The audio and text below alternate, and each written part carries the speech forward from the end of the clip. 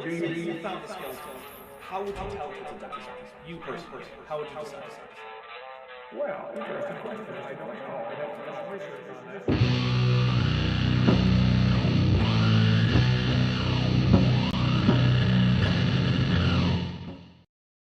All right, we are here with Kent with Bent. What is this? 9? 9. Full Kent Hovind. Full Kent Hovind. So we're going to watch his seminar number 2 from, what is this, like 2005 or something? Who knows? I think, is it pre-jail? I think it's pre-jail. It's definitely pre-jail, yeah, pre-prison. So, by the way, first, before we actually really get going, I want to say thank you to everybody because I finally got my channel monetized. So now, pretty soon ads are going to start playing, and you guys can actually super chat. So, if y'all want to get your stuff really noticed, you know, hand a few shekels my way. Yeah, shekels only. Shekels only. Or actually, I take all currencies, I guess. Oh, and there we go for $2 from Bent Hovind. Congrats on monetization. Yeah! And yes, please do hit the like button. All right. But first, I guess, what are we drinking? Kombucha, original. It's organic and raw.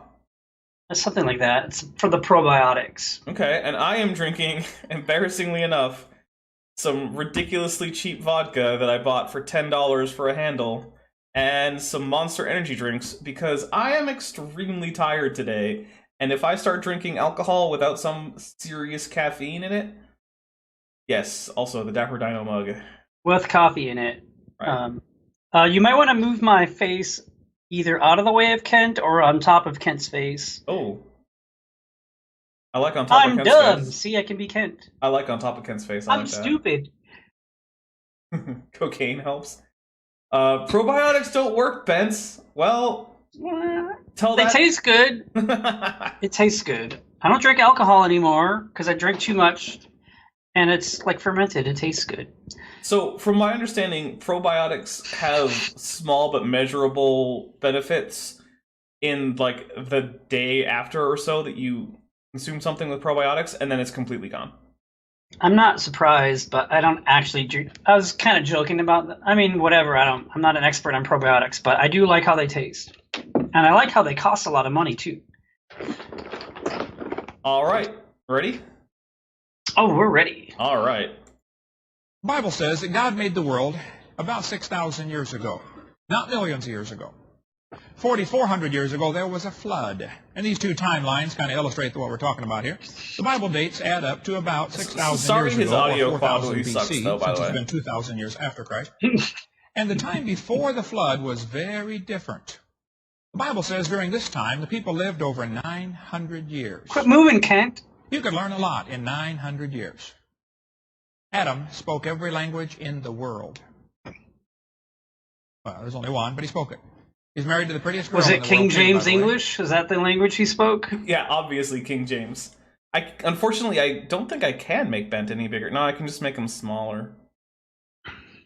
I guess I could try the full Skype window. Send that over there. But I think that'll like do something weird to my video. I don't really. Oh, Skype crashed. Gosh darn it, Skype crashed. We have no Skype. Give me a second. Sorry about that. That was a bad idea, apparently, because it made Skype crash. My goodness.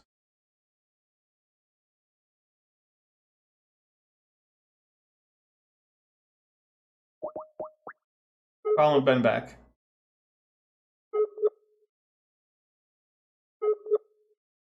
I know, seriously, that is what I get for mucking about. I mean, you're absolutely right about that, Bob.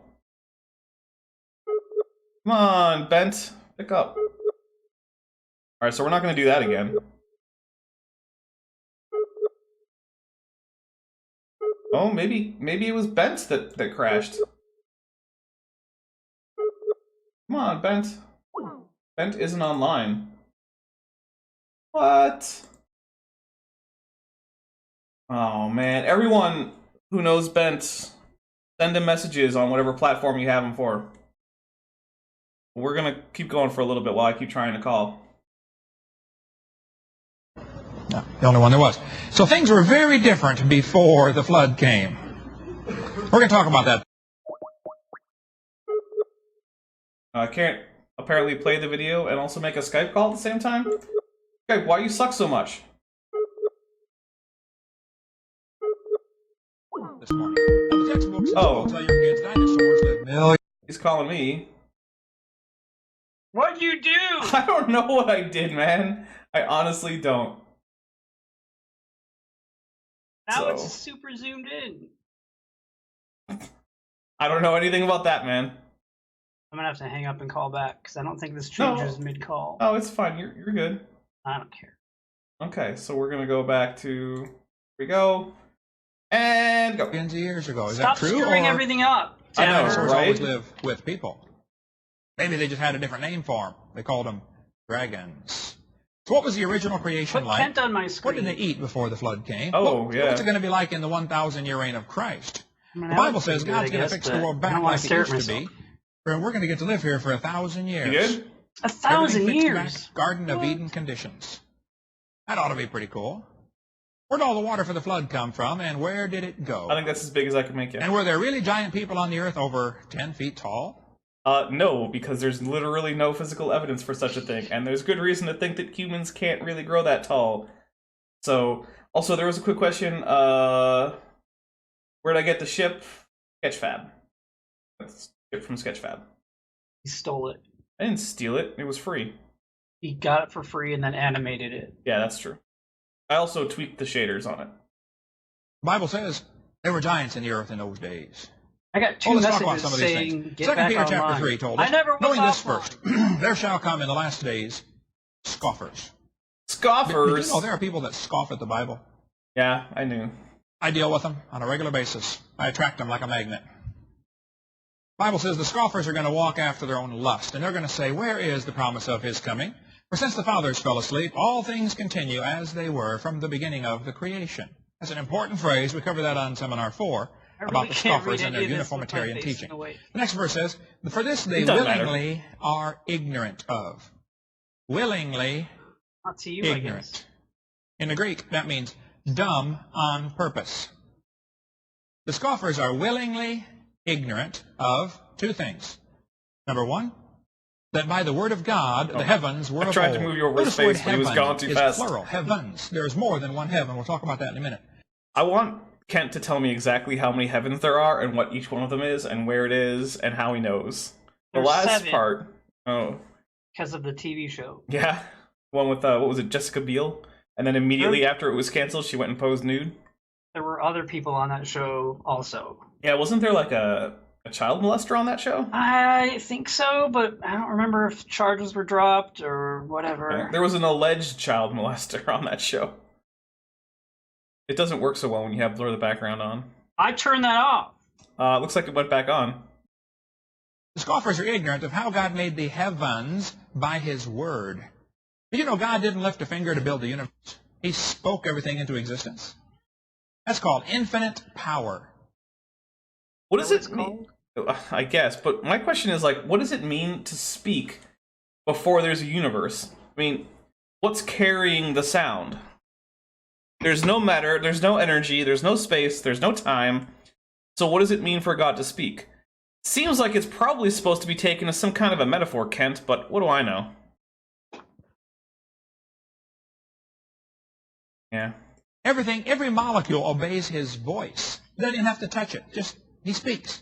When he speaks, the dead come to life. When he speaks, the waves lay down, the wind quits blowing, the universe is created. Everything obeys the voice of God, except us. He's having a little trouble with us right now, but he's going to fix that one of these days. Every knee shall bow and every tongue shall confess that Jesus Christ is Lord to the glory of God the Father, coming soon to a city near you. The Bible says the scoffers are ignorant of how God made the heavens by his word and the earth standing out of the water and in the water. Now, how can the earth be out of the water and in the water at the same time? Well, we're going to cover that in just a moment. The next verse says, whereby the world that then was, being overflowed with water, perished. Man, if only there were actually some geological evidence for a worldwide flood, wouldn't that be cool? We don't need it. We have Kent's interpretation of the Bible. Oh, that's a good point. It's all the evidence you need. The world was totally overflowed by water, and it was destroyed. That's the flood. So the verse before talked about the scoffers being ignorant of the creation, how God made the heavens and the earth. This verse tells us they're ignorant of the flood that overflowed the world. The next verse tells us the heavens and the earth, which are now, by the same word, are kept in store, reserved unto fire against the day of judgment and perdition of ungodly men. Wait, what? But the heavens and the earth, which are now kept in store? What is that in not King Jamesy English? Who knows? Soon me, because I feel like that verse is going to make more sense if I read it in some other. Store was. Yeah, okay, but what if I want it to not be KJV? Stupid internet. Pick a different V. I know, right? How do I change translation? Oh, here we go. What was it? 3:7? 7. But by the same word, the heavens and earth that now exist are stored up for fire, being kept until the day of judgment and destruction. Oh, okay. So the fire is what's going to get released, but the earth and the heavens are currently being stored in preparation for the fire. Just sort of weird, but okay, I get it now. That's now comprehensible to me. And only you, because none of the chat can see it. Oh. Because there's a big bent head in the way. Oh. Still. Well, it's not like it's much more comprehensible if you read it in the King James English. That's debatable. Okay. There's a judgment coming, folks. See, the scoffers are ignorant of the creation. They don't want to admit God created the world because that means God owns it. And that means there might be some rules. They don't like that idea. They don't want to admit there was a flood because that means God has the authority to judge his creation. You know, I know a lot of people who both do and don't believe in God who would like for there to be a God and who don't believe in the flood. So, yeah, none of that makes sense. And he does, folks. This is his world. He can wreck it if he wants. And they sure don't want to admit there's a coming judgment. But there's one coming whether you like it or not. I like that bumper sticker that said, Jesus is coming. And boy, is he mad. Jesus is bent soon. Boy, Coming is he soon, folks. Well, the Bible says in Genesis 1, in the beginning, God created the heaven and the earth. You skip down to verse 5, and it says, the evening and the morning were the first day. Notice the word the, T-H-E. In English, that's called the definite article, the first day. This is King James Version of the Bible. I use this, and I think everybody that speaks English ought to use that. I'll cover a lot more on that on video 7, why to King James. But Oh, we'll get there. Yeah, we'll get there eventually. Although, I mean, do we want to get into KJV only argument? I guess I will, because We you know want what? Translation to get errors. into Kent's arguments. Yeah, his Arguments. So I happen to know that Kent gets pretty much all of his arguments from Gail Ripplinger, which, if you're not familiar with Gail Ripplinger, she is a crazy person. She is absolutely insane. She wrote the book Satanic Bible versions or something, where she basically just makes up a bunch of lies about other versions of the Bible. And that's her basis for saying you should only read the King James Version. It's crazy. I collect other versions of the Bible. It's amazing how many other versions have changed things. I mean, some really serious changes. And I recommend you really study the topic out. Go to the website avpublications.com if you want a whole lot more on that. Or check out our video number 7 where we have a lot more on the different versions. I'd Just rather comparing do what they video teach number 7, Kent. compared to the King James. But in one of my Bible versions that I have in my collection, it's actually the Reviled Substandard Perversion. No, Reviled. The one that I actually got saved from when I was in the Methodist Church. He should just quit what he's doing and be a stand-up comic. He should. Yeah, it's the Revised better for Standard Version, the RSV. Like almost all translations that are current, it's better than the King James Version because it more accurately actually translates the actual original text, or a reconstruction of what the original text was likely. So yeah. And by the way, the chat is actually going a little bit fast. So remember, if you super want to highlight something to really get me to say it, super chats are enabled. So. I grew up in the Methodist Church, and for about 6 years, and they gave me for perfect attendance a Revised Standard Version of the Bible. And I read that thing. Wait, his church kept track of his attendance? Is that a normal thing? Not in the church I grew up in. Like, I've never been to churches where, like, anyone officially kept track. Like, yeah, sure, if you weren't there for a bit and you came back, people would be like, oh, we missed you or whatever. But I don't think there was attendance rolls. No. That's weird. You think he's actually telling the truth about that? Maybe. Okay. Because our church, growing up, they always said things like, you don't have to sign up to be a member, you don't have to pay to be a member, show up if you want when you want. And that was like a big deal, because I guess a lot of other churches, like, you had to pay to be members of churches. Okay, well, Monk Mayfair says that there was attendance for Sunday school, which I guess I can see that, but I feel like Kent Hovind's story about converting to Christianity involves him having basically been an adult already. So, and someone's getting Beach Price is getting a kick out of the way that Bent is wearing a beige suit. So, good job. With a black t-shirt underneath. Yeah, but also on top somehow. Exactly. Yes, it's very, very strange. This is the first real true Kent with Bent. Yeah, because it's Kent as Bent. That can be our next one, Kent as Bent. Anyway. The flood! See, I can be Kent. Water. Avidly. After I got saved, when I was 16, I got saved, and I read that voraciously, ate it up, loved it. Read it, until somebody started pointing out the problems with it. Oh, wow. It was a little hard on me to change over, but now the more I study it, the more glad I am I did that. But in the Revised Version, it says, there was evening and there was morning, one day. What happened to the first day? Question. How many one days are there in history? What does All that of them, even mean? Right? I don't even know. How many single days have there been in history? And As opposed to like run-on days? well, I guess there was that day in, what was it, the Book of Joshua, where God was like, sun doesn't get to go around the earth, or earth doesn't get to spin anymore, or whatever. Is that what Kent's talking about, though? I doubt it. I think he's just complaining about how the other... So, look. Does he mean like the very first day of the earth? How many of those were there? I'm not sure. I think that's what he means. Like if there was only one the very first day ever. Well, so I will say this. From what I remember of this passage in Hebrew back when I wasn't as terrible at Hebrew as I am now, the first day is a more literal translation. So I think this one I would actually give to the King James Version, I believe, but it's been, yes, subscribe to CBAT Show.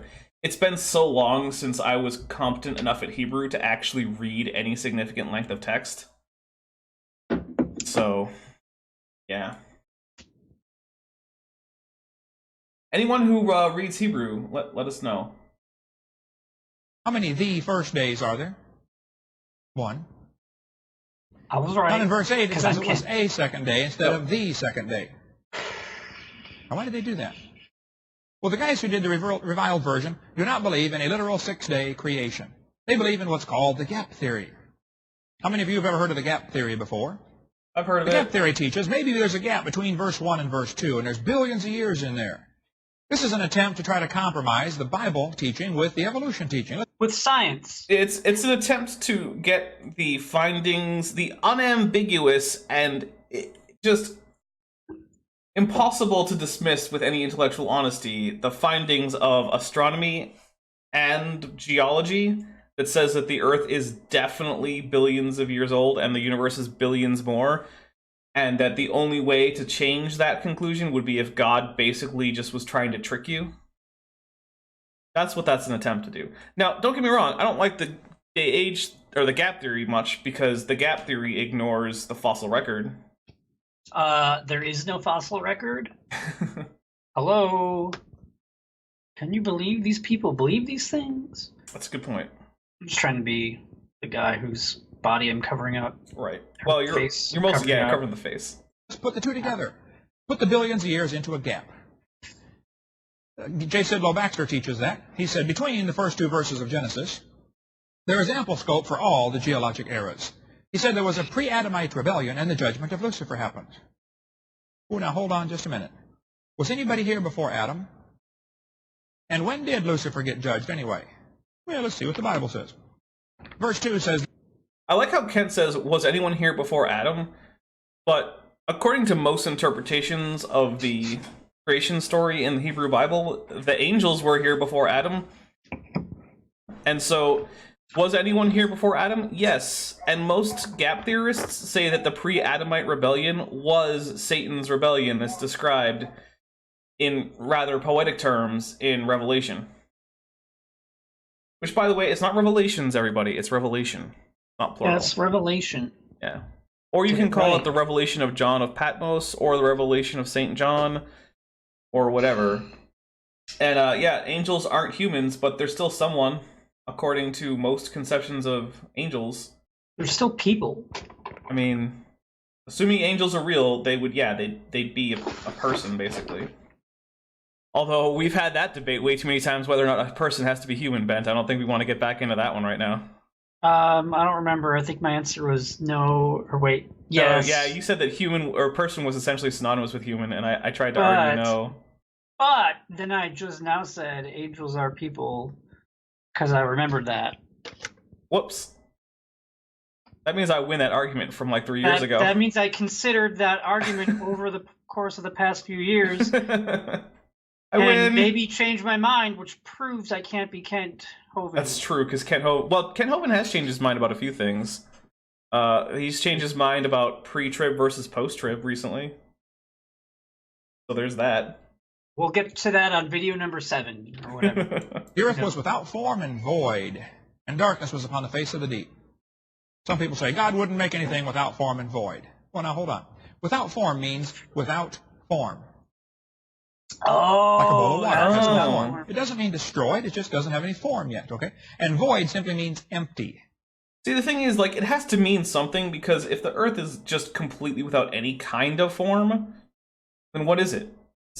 You can't say it's a ball. Is it a bunch of water? Like, it doesn't mean anything if you're going to take that overly literally. So, yeah. You could just say it's without any organized structure, which could be the result of some kind of destruction. So even in arguing against an idea that I think is wrong, like, one, I don't know that the Bible teaches there was a gap, and gap theory doesn't correspond to science anyway, at least not very well. But even there, Kent can't offer good arguments. Like, I could argue for the gap theory better than Kent could. Or I could argue against it better than Kent could, probably. Do it. I mean, I would just point out the areas where it conflicts with science, like how it doesn't actually help the whole problem of all of faunal succession, or the age of the Earth from the point of the start of life on Earth. The Hebrew phrase tohu abohu simply means unformed and unfilled. It's not done yet. There's a great book, if you want to go down deep on this one, called The Unformed and Unfilled. We sell it in our bookstore. Or get my little shortened Reader's Digest version about the gap theory. That's what she said. About the problems with this gap theory, which I think is a very serious problem. Many serious problems with the gap theory. This house, for instance, is unformed and unfilled. Nobody's living in it. But it doesn't mean it's been destroyed. It's just simply not done yet. Now, there is a verse in Jeremiah where it uses the phrase without form and void, and in this case...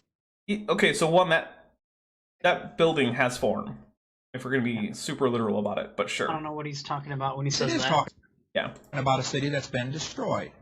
You can read the passage for yourself. In Jeremiah 4, it talks about the mountains, they trembled, the hills moved, there was no man, the birds had fled. Obviously, this Jeremiah passage is not talking about the creation. But it is using the exact same phrase to describe something that was destroyed, Kent. So just bringing it up hurts your point, although I actually guess this is a shred of intellectual honesty in pointing out that this is in the Bible. So I guess it's nice that Kent has the barest modicum of intellectual honesty when it comes to what is actually in the text of the Bible. So, I mean, that's good. Because the birds weren't made later till day 5. This Jeremiah passage is talking about a city that was destroyed or judged by God. This house is also unformed and unfilled. In this case, it has been destroyed. But the Genesis 1 passage is not talking about a pre-Adamite civilization. He says because that's what he wants it to be. I mean, there's literally no good reason for him to say that, other than like, Unidentified Leviathan had a question for you. Dapper, do you believe in abiogenesis? Do I don't... I mean, at one point on Earth, there was no life, and then there was. I don't currently have any good... there's currently not a great theory for abiogenesis. There are some competing hypotheses, and I don't know enough about any of them to give any of them provisional assent. And I think that's probably true just in general for all of them, that there isn't enough evidence to accept any one of them, or even any particular combination. And so I'm going to go with, like, I withhold judgment on the matter until further evidence is provided. Which I'm okay with. I don't have to know everything about everything. Well, Kent knows everything about everything. Yeah, and sorry, except for one thing, he doesn't know how to tell if a fossil is a dinosaur or not. It's true. You'd have to do some research on that. I wonder if he ever did that research. No. Which, He's by a the way, doctor of dinosaurs. Why would he do research on dinosaurs? That reminds me. So Kent Hovind has started, I believe, weekly live stream Q&As. And unlike Kent Hovind, we both monetized our channels recently, and I have not been someone who has gone on about, oh, I'm not monetized, so, you know, not doing this for the money. But Kent has been saying stuff like that for months now. Well, guess who's accepting super chats? Kent Hovind, yeah. So if you want... Well, maybe he changed his mind. Yeah. Maybe his views have evolved. Ooh. But anyway... Evolution type number 7. I watched a little bit of his live stream. I honestly didn't really want to watch all of it, because most of it was pretty boring. But someone trolled him into reading the Bible verse about the volume of someone's ejaculate being like that of a horse. That was fun. Because that's in, I believe, Ezekiel. But also, when asked about the Palestinian-Israeli conflict, he said, well, I think the Palestinians are on the wrong side of that, but watch out for those Jews. Boy, are they evil people. And I was just like, are you really, Kent? You're just going to say that the Jews as a whole are just evil? Oh. Yeah, so... Man, we might have to go over one of those at some point, because I watched... That was only like 20 minutes or so that I saw, and that popped right in there. There was both the horse semen and Jews are evil. And apparently his rationale for that was that they won't become Christians. But the thing is, I actually knew this man has now is now dead, but I knew an Eastern Orthodox priest in, was it Orthodox Church in America, or was it Russian Orthodox Church outside of Russia? It was one of those. But anyway, he had been a religious Jew before converting to Christianity, so it's definitely not true that Jews never convert to Christianity. Also, he really liked to tell the story about the first time he ever tried bacon, because he was apparently pretty blown away by how delicious bacon is. So it's pretty good. Yeah, if you're not eating bacon for religious reasons, it's time to change your religion. I haven't had bacon in like 8 hours. It's been a lot longer for me. We know from Exodus 20, verse 11, part of the Ten Commandments, God said in 6 days, the Lord made heaven and earth, the sea, and all that in them is. What do you suppose he meant by that? It looks to me like he's trying to tell us he made it all in 6 days. I'm not sure how you could say it any plainer than that. This would include Lucifer. This would include the angels. This would include everything. If he made everything in 6 days, then you can't say Lucifer fell from heaven before the creation, because he wasn't made yet. Everything was made in 6 days. Hey, that's actually his first decent argument against the gap theory. Like, yeah, that verse does seem to contradict the gap theory. You finally did it after talking about this for almost 9 minutes, Kent. And it said God rested on the seventh day. If Not there's a gap a between verse 1 and verse seventh 2, this is not the seventh day. This is the X number, gazillionth day, whatever it was. But in Exodus 31, God said it's a sign between me and the children of Israel forever, for in 6 days the Lord made heaven and earth, and on the seventh day he rested. Oh. Once again, we have an example where it's the seventh day. You look at Genesis 2:2. On the seventh day, God rested. Genesis 2:3, it was God blessed the seventh day. Hebrews 4, it was the seventh day. The Bible's real clear on this, folks. I don't think the gap theory is feasible, not possible. It's not scriptural. The Bible tells us, Romans 5, that death came by sin. He focuses a lot on the definite article. I wonder, if presented with a fully pointed Hebrew text, do you think Kent could, without fail, pick out, say, 6 nouns with the definitive article on them? Of course not. But who cares about that? As long as he can do it in the King James, then that's all he needs to be able to do. That's a good 'Cause point. that's the only real version. Right. All the other ones are like fake Jewish evil Jew versions or something like Actually, that. that is a fun test when someone starts going on about Greek or whatever. Just open up a page of Greek text from like a Bible and say, all right, point to a definite article. Just pick one. Because if you know the first thing about Greek, you'll be able to do it very quickly. But if you don't, what do you know? Bible says death reigned from Adam to Moses. Bible says by man came death, in Adam all die. Wait, If and the then gap after theory is Moses, true, you have there's death no more before. death? Or... Yeah, Moses was the last human who ever died. Okay. That explains why there's so many people right now. Right. Well, so what it is you think that people have died, but no, they're actually still alive in their graves. It's really unpleasant. Luckily, Or maybe they're zombies or something. well, yeah. Sin. You have a serious theological problem. I think a heresy. Uh-oh, but Bible now says you're a death little is girl. an enemy. Well, now you're kind of... Some people say, well, didn't plants die before Adam sinned? Oh, you better first decide what life is. Plants wither, they fade, but plants are not alive in the biblical sense. We cover lots more on that on video number 7. Mage Grey Wolf said the Hebrew doesn't have the here. We add those words as part of the translation. I've actually never tried to see how often translators put the definite article in front of words that in Hebrew didn't have it. I mean, Hebrew... Oh, and $5 from MILF's Porch. How come that the God first created light and then the sun, and we all know where the light is coming from now? So, that's a really good question, and I'm not exactly sure what the biblical authors were trying to get across there. I know it's definitely not the case that all light comes from the sun or even stars. And in fact, even in the current Big Bang model, the first light source would have actually been the afterglow of the decoupling of photons from matter, which is now present as the cosmic microwave background radiation. But somehow I don't think that's what the biblical authors had in mind when they wrote down that thing. So, what do you think, Bent?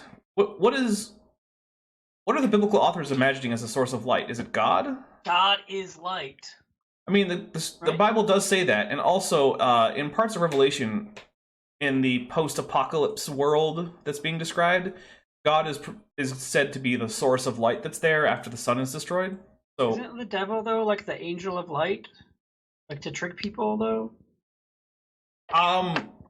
Something like that. I remember something like that. I remember something like that too. But I'm gonna have to go ahead and say that I believe It's probably God though. the conception is that God is the source of light before the sun. But it's ambiguous in the text. So yeah. Oh, sorry, I just by the way, then you got to charge your device, whatever it is. But have a good night. Yeah. Bye. Question answer time. Gap theory folks will say, well, hey, didn't God tell Adam to replenish the earth? Oh, he sure did. And they say, see, look up the word replenish. It means fill again. Well, now, wait. You're taking a 1611 Bible and looking up a word in a 21st century dictionary. Why don't you look it up in a 1611 dictionary and see what they meant back then? Or maybe, That's a good point. Or maybe you could get a Bible that was translated in the 20th or 21st century. I don't know. The word replenish simply meant fill. Even today, there are two definitions in your dictionary, fill and refill. If I say, would you please replenish my water supply? Of course, that means, would you fill it again? That's what the word, we use that word today to mean fill again. The Hebrew word, male, means fill. And the other Hebrew word, mean filling again, is not the one found there in Genesis chapter 1. See, in 1611, the word replenish simply meant fill. That was a common English word to go, go fill something. Go replenish it, even if it's brand new, never been. Wait, I have a brother named Phil. What? Yeah. I have a brother that was in this chat. I don't know if he still is. That brother should just, get in on this call.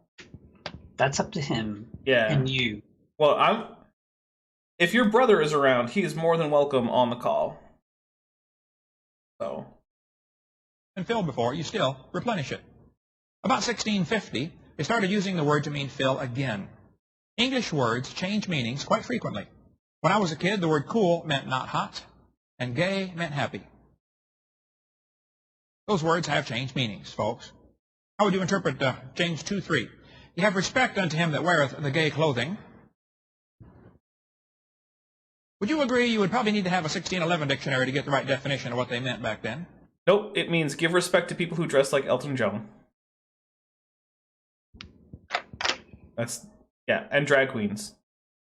Which, I guess that doesn't actually count as gay. Drag queens can be gay, but I think They don't have to be, many though. of them are not. Yeah, they don't have I to think be. most of them are not, actually, but I don't know. I'm gonna have to go ahead and say that drag queen performances have some homoerotic overtones.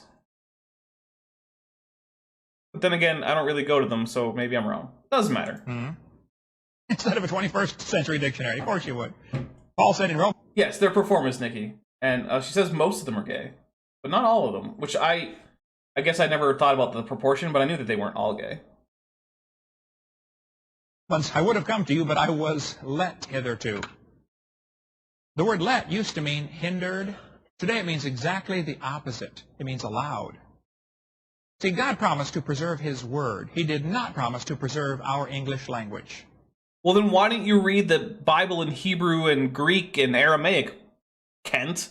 Like, oh, you just need to get yourself a 2nd century BC Aramaic dictionary. Just travel back in time to before the language had changed. And yes, I agree, cross-dressers are also not automatically queer. Bring your extra asthma inhalers, because they don't sell them back in time. Yeah, bring your EpiPens, if you go back too. far enough. Bring extra Bring your EpiPens. If our language goes corrupt, oh well, His Word is settled forever in heaven. In Ezekiel 28, it tells us, talking about Lucifer, Thus saith the Lord, Thou sealest up the sum, full of wisdom, perfect in beauty. Thou hast been in Eden, the garden of God. And then it describes him for a while. And it says, In the day that thou wast created, thou art the anointed cherub that covereth. He said, Thou wast perfect in thy ways from the day that thou wast created, till iniquity was found in thee. Well, here from Ezekiel 28, we know that Lucifer was created, and we know he was perfect until iniquity was found in him, and we know he was in Eden until iniquity was found in him. Well, if Lucifer was perfect and he was in Eden, and Eden wasn't made till day 6, then it's not logical to say Lucifer fell before the creation. All right, I'm caring less and less about the gap the theory. Garden of Eden hadn't been made yet. Because, okay, sure, Kent is now making some decent ones, but let's get to some points that actually have some scientific things. So I'm going to start skipping that a little bit. We know from Job 38, all the sons of God, which in every verse the first or second day, created and where trees are made, where animals are created, where animals can follow on this. We know everything was created in 6 days. I think they were in there probably 100 years. Satan got jealous of the fellowship they were having with God. These people are praising God, and Satan thought, they ought to be praising me. The Bible says in Ezekiel 28 that he was full of pride because of his power, because of his beauty, and because of his wisdom, and because of his riches. Those things always cause pride. We covered that on the seminar about Leviathan, the fire-breathing dragon. So Lucifer probably fell about 100 years after the creation, went down, tempted Eve. She fell. She told Adam, here, eat this. He said, honey, you're in trouble. Man, you blew it. But he voluntarily, knowingly, willingly became sin to save his wife. Read 1 Timothy tells us about that. Is Did that save what his happened? wife? I don't think that's what happened. Yeah, how did that save Eve? From what? She still got kicked out of the garden? I don't know what Kent's talking See, about. this is where Kent starts taking some liberties with his interpretation. Like, also, is his entire audience just, like, preteen and under girls? Because, like, every time they cut away, it seems like that's what's being shown here. Is Kent giving this speech to a bunch of little girls? Because that's kind of weird. So, you know. Adam was not deceived. Eve was deceived. Adam knew full well what he was doing, just like Christ knew full well what he was doing when he took our sins upon him on the cross. Of What course. type of what Jesus did for us So on the cross. Adam in The gap theory sinning was invented. was like Christ. Got it. Oh. I guess that makes sense. Wait, does it? No, it doesn't make any sense. Okay. In 1814 by a Scottish preacher named Chalmers. It is not the obvious teaching of the Scripture. It violates numerous Scriptures. It violates Hebrews chapter 1. It violates Exodus chapter... $5 from Christopher Hugen? Oh, okay, if I pronounced your name wrong, please tell me, because... Oh, wait, no, this isn't $5. This is $5 reduce. My mistake. We humans decide that a day was a single rotation of the sun. 7 God days are not human days. And yes, I would generally agree that the Bible, I think several times says that, and this is not me arguing for or against the Bible. This is me looking at the Bible as it is internally to itself.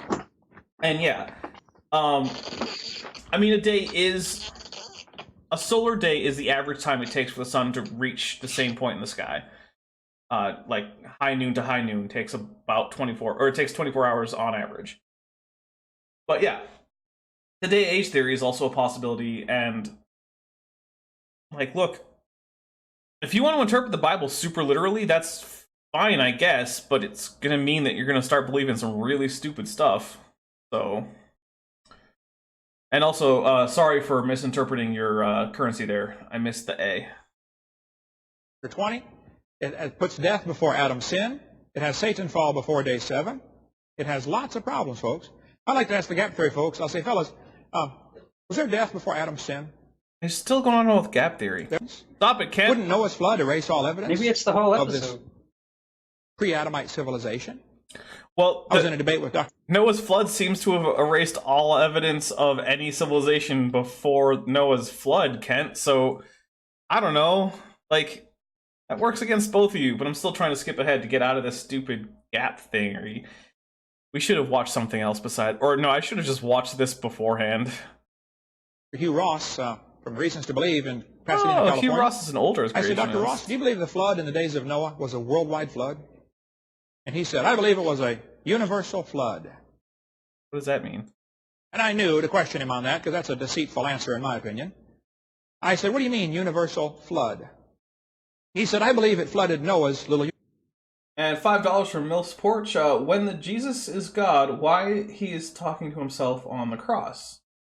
So, I believe that the typical Trinitarian answer would be that while Jesus is God by virtue of having the nature of God, which is shared between all persons in the Trinity, because they are, in fact, not the same person, they have some dialogue between each other, and so he was praying to God the Father and not himself, which then gets into questions like, what's the difference between essence and personhood? And this, I don't know. I'm not a theologian, and that's not something I get super into for reasons like, well, I'm not a theologian. But what do you think there, Bent? It doesn't make sense. I don't know. It's like God is one, but also three persons, but there's God the Father, who's the one in heaven always, and then Jesus is the Son, so he's probably praying to the Father. And then after he dies and is resurrected and then ascends to heaven, then he releases his spirit, which is the Holy Spirit, which is... No, he doesn't ascend to heaven at that point. He goes to hell at that point. Person. No, after he dies and then is resurrected. Oh, then he's back on Earth for a week. I thought you meant like immediately after he died, because the Bible then says he went down. He literally ascends into heaven. Got it. And then releases his spirit. And then that's like the third person. The broken God says, sometimes I talk to myself, oh wait, I'm a God. Yep, that checks out. So there you go. So I think he prays to the Father.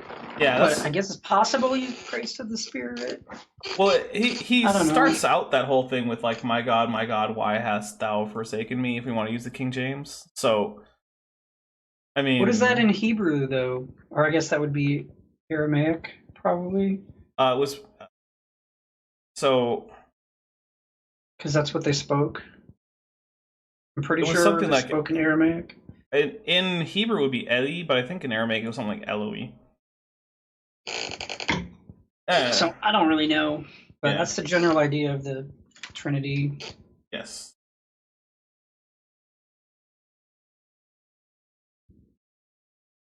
All right. Universe, the valley he lived in. I said, well then, Dr. Ross, why would God tell Noah to build that big boat and fill it full of animals and stay in there for a year? Tell Noah to move. It wasn't a local flood. It was a worldwide flood. And all of the layers of strata that we see around. I mean, the thing is, though, Hugh Ross's interpretation isn't, like, obviously in conflict with all of geology and biogeography and stratigraphy and genetics and... I mean, look, I don't agree with Hugh Ross either about well, a lot of things, really.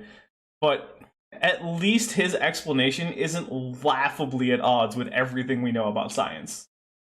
So I'll give him that, right? Like... the world were formed by that flood, not some pre-Adamite civilization millions and billions of years ago. These guys are trying to stick the geologic column into Scripture, folks. It doesn't fit unless you put in where the flood comes in. I'll ask them, fellas. And $5 from Mills Porch wouldn't be a real sacrifice.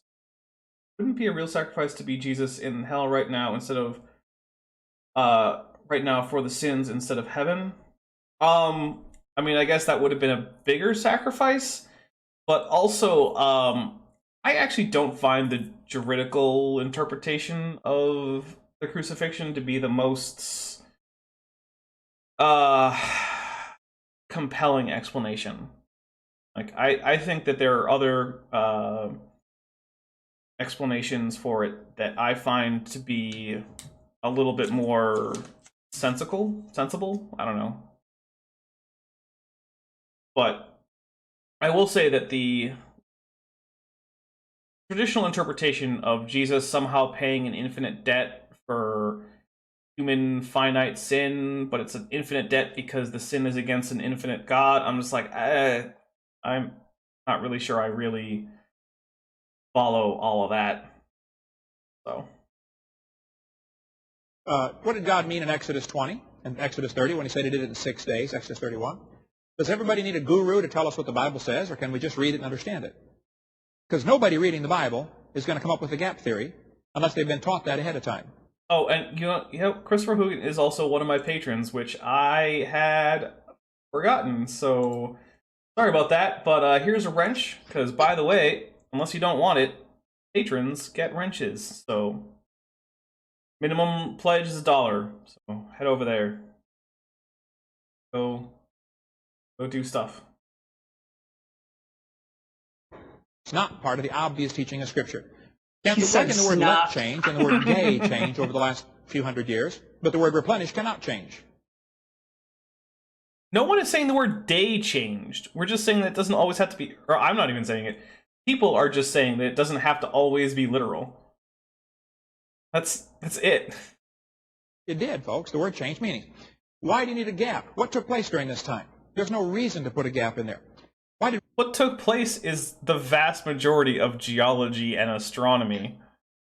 Like, there's a lot of stuff that you need to put Why do you in. need it? Well, if you don't have it, your religion is wrong automatically. I would argue that so even that that's most, a pretty important reason to have it, Kent. right? Like, if you just want to say that your religion requires you to believe obviously wrong things about the world, well, religion is wrong. I'm sorry. Like, look. There are religions out there that are not literally incompatible with almost everything we know about science, but young Earth creationist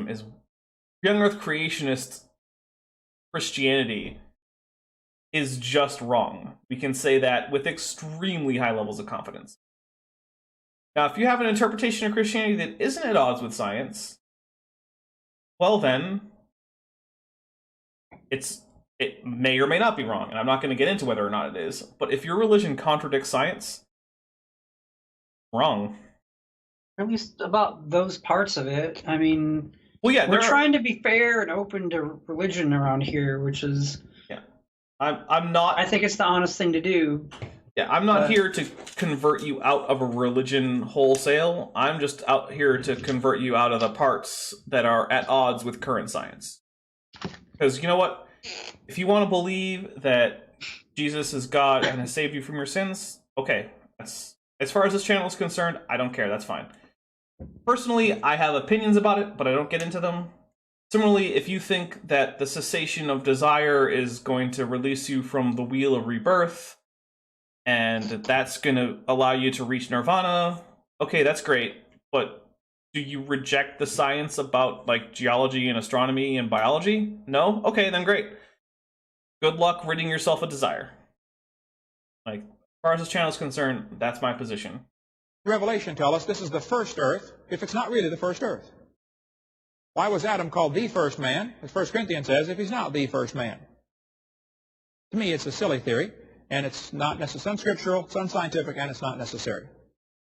I think if you cause death before sin, now you got a heresy. Okay, I got down my other Bible in my collection. I've got quite a few. Another Bible in my collection called the Living Bible, and it said, "Let the earth burst forth with every sort of grass and seed-bearing plant and fruit trees. All this occurred on the third day." I read that and I thought, yay, we got a good one here. Until I saw the footnote at the bottom. It says, literally, this is a period of time. They said, maybe the days aren't really days. Maybe the days are long periods of time. How many have ever heard that idea before? Oh my goodness, so much gap theory. You don't have insects till day 5. Scores of scripture reference tell us nature's suffering because of man's sin. Romans chapter 8. So you're wrong about that one. The old earth folks are going to say, many intelligent, godly men teach the earth is billions years old. My answer, so what? God's word is the judge, not majority opinion. Birds that may fly above the earth in the open firmament of heaven. The birds fly in the firmament. Wait, what? Hold on. Birds fly in the firmament? Some people say, hey, it must be the dirt, because the dirt keeps the water away from the water.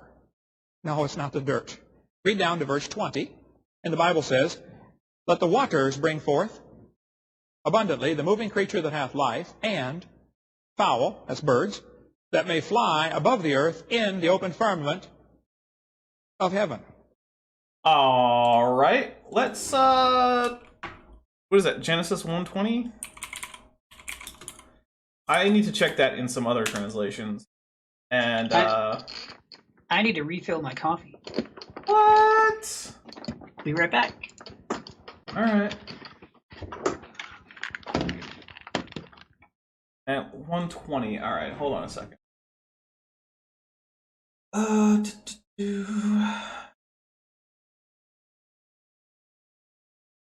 Firmament heaven.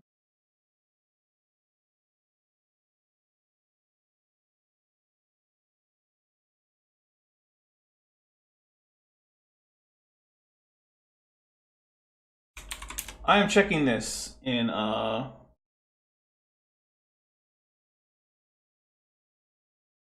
Oh! Alright, well that's interesting. So I just checked it in the Septuagint, which is the sort of the more or less official Greek translation, which was translated a while ago, because let's be honest, my Greek is way better than my Hebrew. And in that, it says that the birds fly to the heavens, or sorry, to the firmaments of the heavens. So the birds fly to it. Let's see what it is in a few other translations, like, let's see the ESV. The expanse of the to fly across the expanse of the heavens. Okay. Let's see.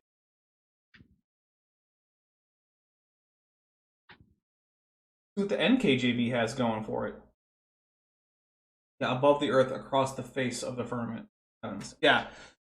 So I'm just going to have to go ahead and say that this is just a bad translation in the KJV, because the Septuagint, which is an ancient translation into Greek, says that the birds fly to the firmament of the heavens, and everything else is that they fly across the face of the firmament, or above the earth across the face of the firmament. So, yeah. I'm going to have to disagree with Kent on this one on the basis of both the New King James Version, the English Standard Version, as well as a Septuagint. So, yeah. Unless someone can show me some pretty compelling evidence from the Hebrew, and yeah, the birds are dinosaurs. I mean, obviously, come on. What do you think this? How could they fly across outer space if they're not like dinosaurs? Well, because outer space isn't the firmament that's being imagined here. So. It's heaven, though, right? Look, I'll be honest. I'm of the opinion heaven that... has streets of gold and birds flying around. Okay. Right? I guess. But I'm pretty confident that, yeah, the ancient Hebrew cosmology had the firmament as a solid dome that covered the earth and kept the cosmic ocean out. The cosmic ocean of water? Water? Yeah, the water that's above the heavens. That came down when the flood happened? Yeah. Spoiler alert, the ancient Hebrews had really, really bad cosmology compared to what's actually true. The birds fly in the firmament. The birds do not fly in the dirt. That's true. The birds fly in the air. So the first heaven in the Bible is where the birds fly. No, we double-checked your claim on that one, Kent. That's not true. Nope, sorry. I know that that's what the King James Version says, but here's the thing, Kent. The King James Version is actually not a great Bible translation. Yeah. And actually, interestingly enough, the Dead Sea Scrolls, in many places where the Septuagint differs from the Masoretic text, actually agree with the Septuagint. So there's actually some pretty good reason to say that the Septuagint is a pretty reliable guide to what an older reading of the Hebrew text would say. So, and Madewell? I'm not sure. Yeah, he says a lot of words weird. Heaven, water, a bunch of others. The atmosphere, we're breathing it now. First heaven. Flood. The second heaven is where the sun, moon, and stars are, the lights. Genesis 1, 14 and 16. The third heaven, 2 Corinthians chapter 12, apparently is where God lives. 3 heavens mentioned in the Bible. The Bible says the heavens, plural, declare the glory of God. Now Genesis 1:1, if it's properly translated, will say, in the beginning God created the heaven. Singular. The heaven and the earth. Okay, I'm about to go get my Hebrew Old Testament. Be right back. Is there like a trinity of heavens where there's only one, but then there's also 3? I'm not sure, but I'm about to go get my Hebrew Old Testament. Well, go grab it, but I'm just kind of talking out loud to chat, I guess. Like, what is Kent getting at here? There's the 3 heavens, but then the heaven is the most important one, maybe? I don't know. You need a butler to help you out. What? Another super chat. Well, that's crazy. Where I thought my Hebrew Old Testament was is actually where my Greek New Testament was. But for $5 dues from Res Instance, it's almost like the Bible was written by people who barely more educated than goat shepherds. I mean, they were goat herders. Yeah. It says 1:1 Hebrew. All right, here we go. Here it is. Bereshit bara Elohim. Yep, no, it says heavens in Hebrew. Hashmayim. Yeah, that's plural. Sorry, Kent. Let's see what it says in the Septuagint. Let's see. Genesis 1:1 LXX.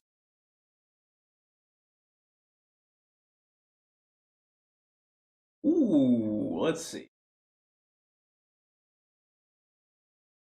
Well, I'll give him this. It's singular in the Greek Septuagint, on uranon. So we'll give him that. But yeah, if you're gonna go by the Masoretic text, it's definitely plural in Hebrew. But I will say the Septuagint has a singular, so like I said, yeah, I'm okay with it going either way.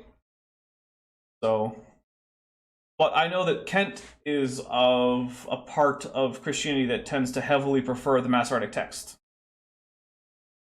Yeah. And for €2, I think it's Jens. Sorry, Yeah. Jens van Broekhoven says cool with a super sticker. Thank you very much. Oh, and apparently, yeah, Nikki always likes it when I speak in foreign languages. Then he apparently divided it into 3 sections over the next few days. So he made one expanded place, and then he divided it into 3 slices. First heaven, second heaven, third heaven. Bob now prefers whichever Bible best suits his argument. Yeah. Oh, man. I am happy, though, that I still remember enough Hebrew to recognize a plural noun when I see one. Hebrew has really easy plural nouns. But Genesis 1:1 should say heaven singular, and then it's heavens from then on in Scripture. Unless it's specifying a particular one, like the. Okay, unidentified, and those Bronze Age goat herders somehow predicted that ants were female. Here's the thing, though. Every noun in Hebrew is either masculine or feminine. So, unless you have some really compelling reason as to why the word for ant shouldn't be feminine, unless there was some kind of knowledge about the diploid state of worker ants, which, by the way, is the only thing that makes them female, that Hymenoptera has haplodiploid sex determination. Yeah, you're going to have to do a whole lot of work, because it's also feminine in Arabic, because I checked that too, so yeah. You're going to have to do a lot of work to convince me that that's a prediction. The third heaven. The Bible says, the heavens declare the glory of God, the firmament showeth his handiwork. Genesis 1:7. And God made the firmament and divided the waters which were under the firmament from the waters which were above the firmament. Now, what's this talking about? Water above the atmosphere? Why did Psalm 148 say, praise him, ye waters that be above the heavens? It could be there is still water above outer space. It could be, but there's literally no reason to think that. I mean, isn't most of the water in the universe somewhere besides Earth? I mean, yeah, there's water all sorts of places. I mean, the outer solar system is full of water. Is he saying but he said outside of space, not yeah, I outside think he of means Earth. beyond the observable universe, that there's water. Yeah, I think that's what he means. Which- but I'm not sure if he should. Yeah. Well, that doesn't make sense to me. And here's the thing, identify Leviathan. Words in Semitic languages are masculine or feminine, and outside of like words for humans, it's pretty much random. Like, is there a reason that the word for a single egg in Arabic is feminine? No. Is there a reason the word for bank is masculine? No. It just is. You're gonna have to come up with some good textual evidence as to why it is that this feminine gender for the word for ant is important. But I am going to be right back. Bent, why don't you plug, while I'm away for a bit, things like, you got a Twitch stream coming up, right? I got a Twitch stream coming up. You got a Twitch stream coming up, plug your band, and also read or any super chats and alert me to them if they happen. I will be right back. All right. Pretty tired today because I just came from out of town. There it is. I should work coppermagma.com. I guess I didn't do the W's. Ben had a show down in Bisbee, and we didn't go on until after midnight. Way past my bedtime. I happen to know a secret about the Dapper Dinosaur. His favorite video game ever is from the Mass Effect series, a game series that I never played and then recently found on Origin, Mass Effect 1, 2, and 3 for like $30 for all 3. So I started streaming and playing through that, and like no one's watching except the Dapper Dinosaur. He's like, oh, some guy doesn't know anything about it. He's playing it, and it's like he gets to rediscover the game from virgin eyes or whatever you want to call it. So far I'm enjoying it. But I'll link to that, or I'll have him link to it later on. Probably at the end. If anyone wants to watch me play, I've done 4 hours of Mass Effect. So yeah. So allegedly, Mass Effect 2 is the best game ever made, and Mass Effect 1 is just behind it, and then Mass Effect 3 is still pretty good, and then they never made any other Mass Effect games, I guarantee it, because if they had, they wouldn't be as awful as whatever may or may not, but definitely didn't happen after Mass Effect 3. From what I hear, I don't know. But yeah, we'll see. And then, the band has free music. Download it, play it, or do what you want. Schedule for your streams. Schedule. The schedule is stay tuned to my Twitter because I'll probably tweet it out. I just don't stream much on Twitch. I did You don't. years ago more regularly. But you did alert them that this is your first playthrough of the original Mass Effect, right? Or any Mass Effect. Right. Yeah, made so that clear. So this is a virgin playthrough. You don't know how to optimize it for any desired outcome or anything like that, right? This is just you just going for it. I have no idea. You don't even know what the possible outcomes are. I don't know who's who. Yeah. I don't even know where this mass is or this effect is. Yeah, so if you want to see look, Mass Effect was released what? 12 years and 6 days ago? Something like that, yeah. So it's pretty hard to find someone who's a gamer for whom they can have a virgin Mass Effect playthrough for the whole trilogy. But I think that's your plan, right? Your plan is to go through 1, 2, and 3 all in a row. Yeah. It's gonna take a long time. So it's a rare event to see someone be able to have a virgin playthrough of Mass Effect. So check it out. It'll be probably shortly after this. You still feeling pretty up for it? Yeah, I think I'll have the energy for it. All right, so yeah, I'm going to be there. So we'll keep going with Kent. And I'm going to ask you to link my Twitch page. Oh at yeah, the end. absolutely. Actually, Nikki, I think you might still have that link. If you could put that in the chat for me, that would be amazing. Nobody knows where space ends, or if it ends. That's The Bible says the Lord sits on many waters. One theory is that Psalm 148 is talking about a layer of water above outer space. I don't know, but that's... For $5 reviews, Resenson says, Trilogy, Mass Effect is a duology, though. And I do agree that Mass Effect 3,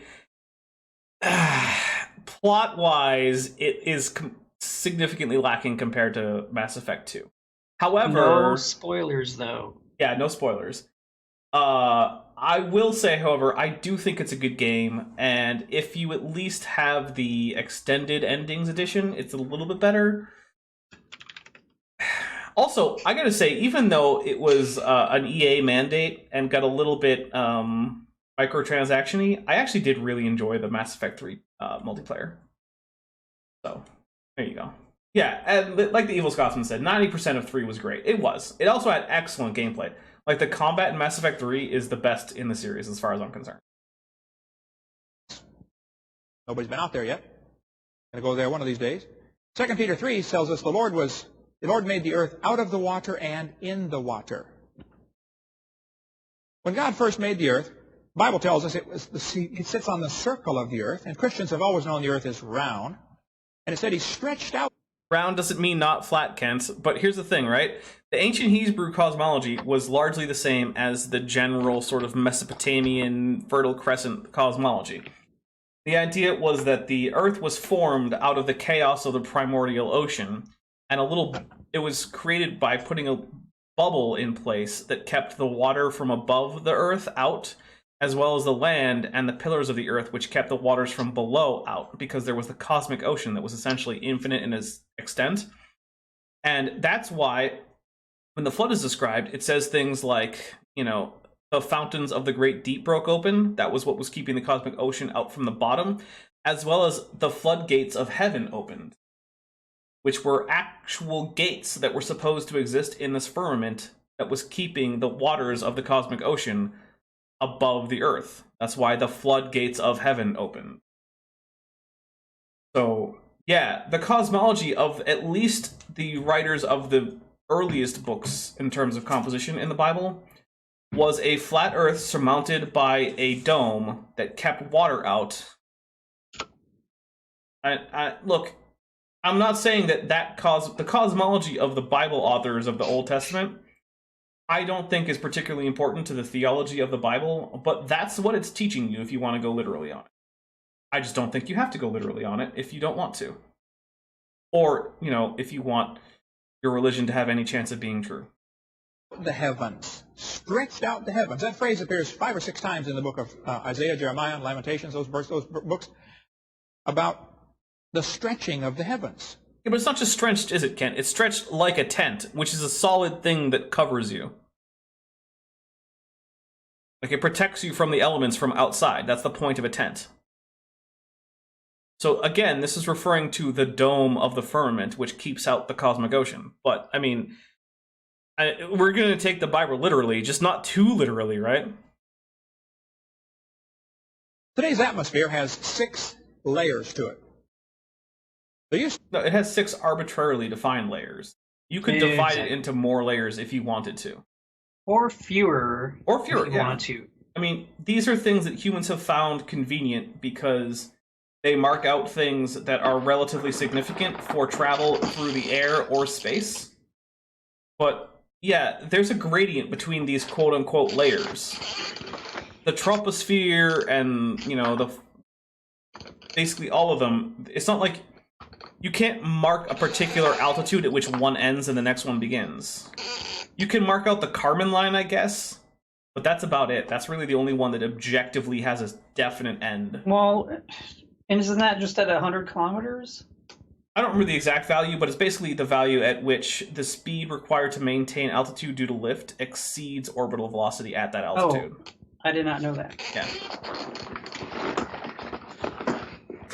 Actually, Unidentify Leviathan, where can you get one of those cups? You can get them on Teespring in my merch store, which is linked down in the description of this video, as well as pretty much all my other videos. I haven't gotten around to fixing it for all of my videos.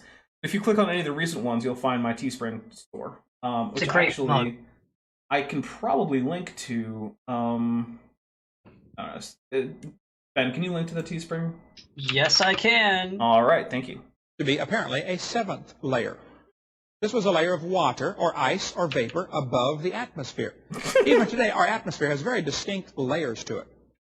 And some people think that, and I do, I'm one of them, that there used to be a canopy of water or ice above the atmosphere. Well, that's dumb, This but is okay. what's called the canopy theory.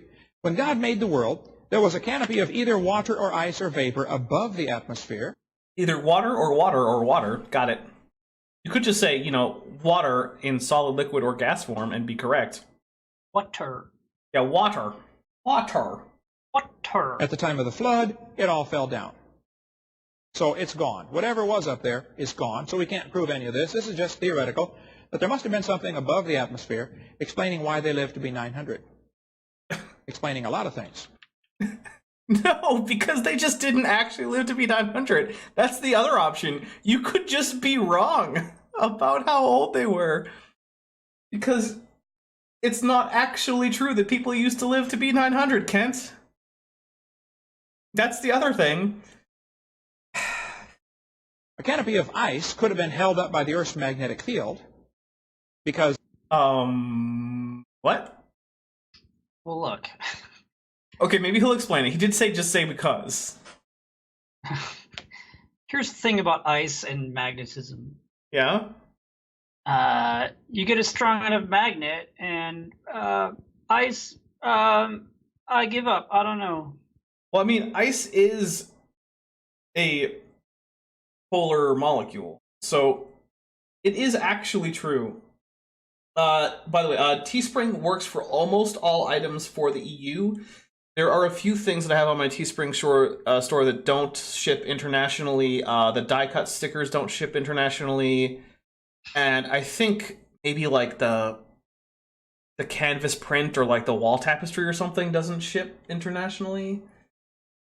But it is true that actually at extremely low temperatures, and we're talking like in the single digits Kelvin area, like, 4 or 5 degree, or well, 4 or 5 Kelvin, because it doesn't come in degrees. I fixed it. You almost screwed up. Almost.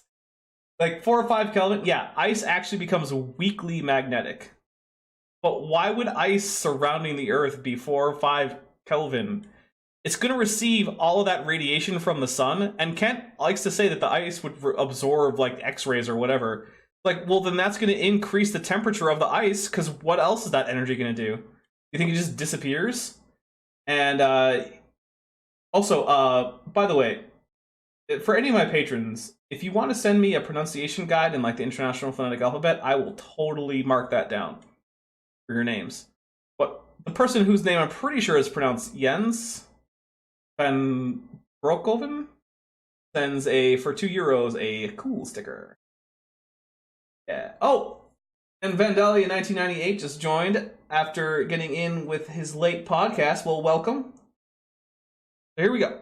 Super cold ice is magnetic, and it would be suspended by what is called the Meissner effect. Magnets will float on top of each other. That's one theory. I don't know. Carl. Yeah, the ice is not going to be a low enough temperature for that, Kent. Not even close. Ball's got a great book about that. But this canopy of water... Wait a minute, Carl Ball wrote a book? Oh my god, I had to read that book. Carl Baugh can't even talk like a normal human. Listen to Carl Baugh talk. He's... Okay, do you know what the Turing test is, Bent? Does he fail it? Yes. So, Really? the Turing test is supposed to be this idea to test whether or not a robot or AI or whatever essentially has consciousness indistinguishable from that of a human. The idea is supposed to be that you have a human and this computer program, and you have them chatting via just text with someone else who's a human, who's the one that's scoring the test, basically. And if they can reliably tell if humans can reliably predict which one is the robot or the computer program and which one is the human, then it has failed the Turing test. But if you can't tell, then essentially it acts as much like it has a mind as any human, so why bother saying it doesn't have one?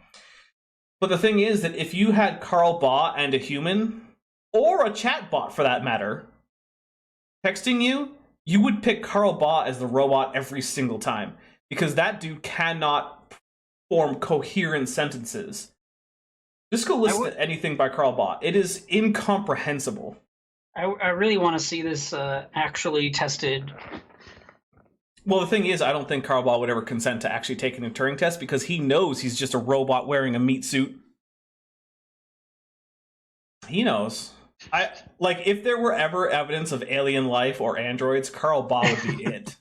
I don't know why the conspiracy theorists don't go with that route. They're always like, oh, look, this politician blinks too much. They're an alien. It's like, maybe, but have you ever met Carl Baugh? Because, ooh, that guy has yet to figure out how the humans communicate. Well, I'm convinced that autocorrect is artificial intelligence and that it hates us. But all it can do is suggest wrong versions of the words you meant? It's trying to communicate by pissing us off. And it's working. Part 2 of that is working. It's pissing us off, but I'm not sure if it's really communicating. All right, well, that's an interesting hypothesis there. Water above the earth protected it. Also, there was water under the crust of the earth. If you read Psalm 24, it says, the earth is the Lord's. He founded it upon the seas and established it upon the floods. Psalm 136, he stretched out the earth above the waters. Most of the water that's now on the crust of the earth in the surface called oceans used to be inside the earth in big subterranean water chambers. Okay, so there's a thing that you notice about the Earth, right? It's that it's basically a density tower. You ever seen a density tower? Sure.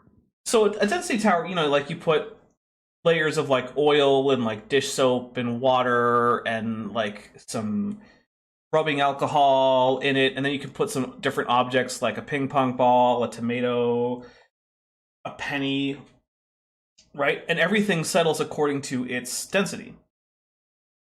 And of course, you have to add it in an order because, like alcohol is miscible in water, so put the alcohol between something that's not going to mix. But anyway, so the thing is that the Earth is essentially a density tower. So what's at the core? A solid iron nickel core, right? Why? Because that's the densest thing that's common in as far as the composition of the Earth. And then above that, you have a liquid iron core because liquid iron is less dense and because it's under less pressure, so it can be a liquid. Then you have iron and silicate mantle, right? And then you have a primarily silicate crust. And then you have water on top of that. And then on top of that, you have an ever-decreasingly thick atmosphere. But the thing is that water is it's less dense than silicates. So how could you get a persistent subterranean layer of water, which is what he's depicting here? It's not persistent. That's why it came up and up and flooded the Earth. Then in that case, no matter what Adam and Eve did, the Earth would have flooded because it was unstable. I mean, if God just held it there, he miracled it there. So God had a trap ready because he knew it was all going to happen and there was no choice? God knows the future. I mean, I guess... He could have just kept it there forever if mankind had never sinned, I guess. I guess. I'm grasping at straws here, obviously, but I'm just saying, like, what would Kent respond to that? Maybe he would say those things. But I mean, it's not like his idea about the vapor or ice canopy doesn't already violate the basic density structure of the Earth and of all other planets, by the way.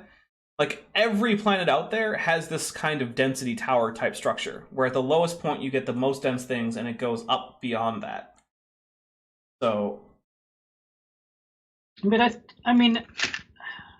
think Kent teaches that the canopy was miracled up in space. Well, I don't know. It couldn't be there for any other reason than a miracle. I mean, everything about the, quote, Kent-Hovind theory requires miracle after miracle after miracle. His entire explanation is just like, well, yeah, but if we take magic series as an explanation for things, then this could be true. It's like, well, yeah, okay, but then so could everything else, so... That's great.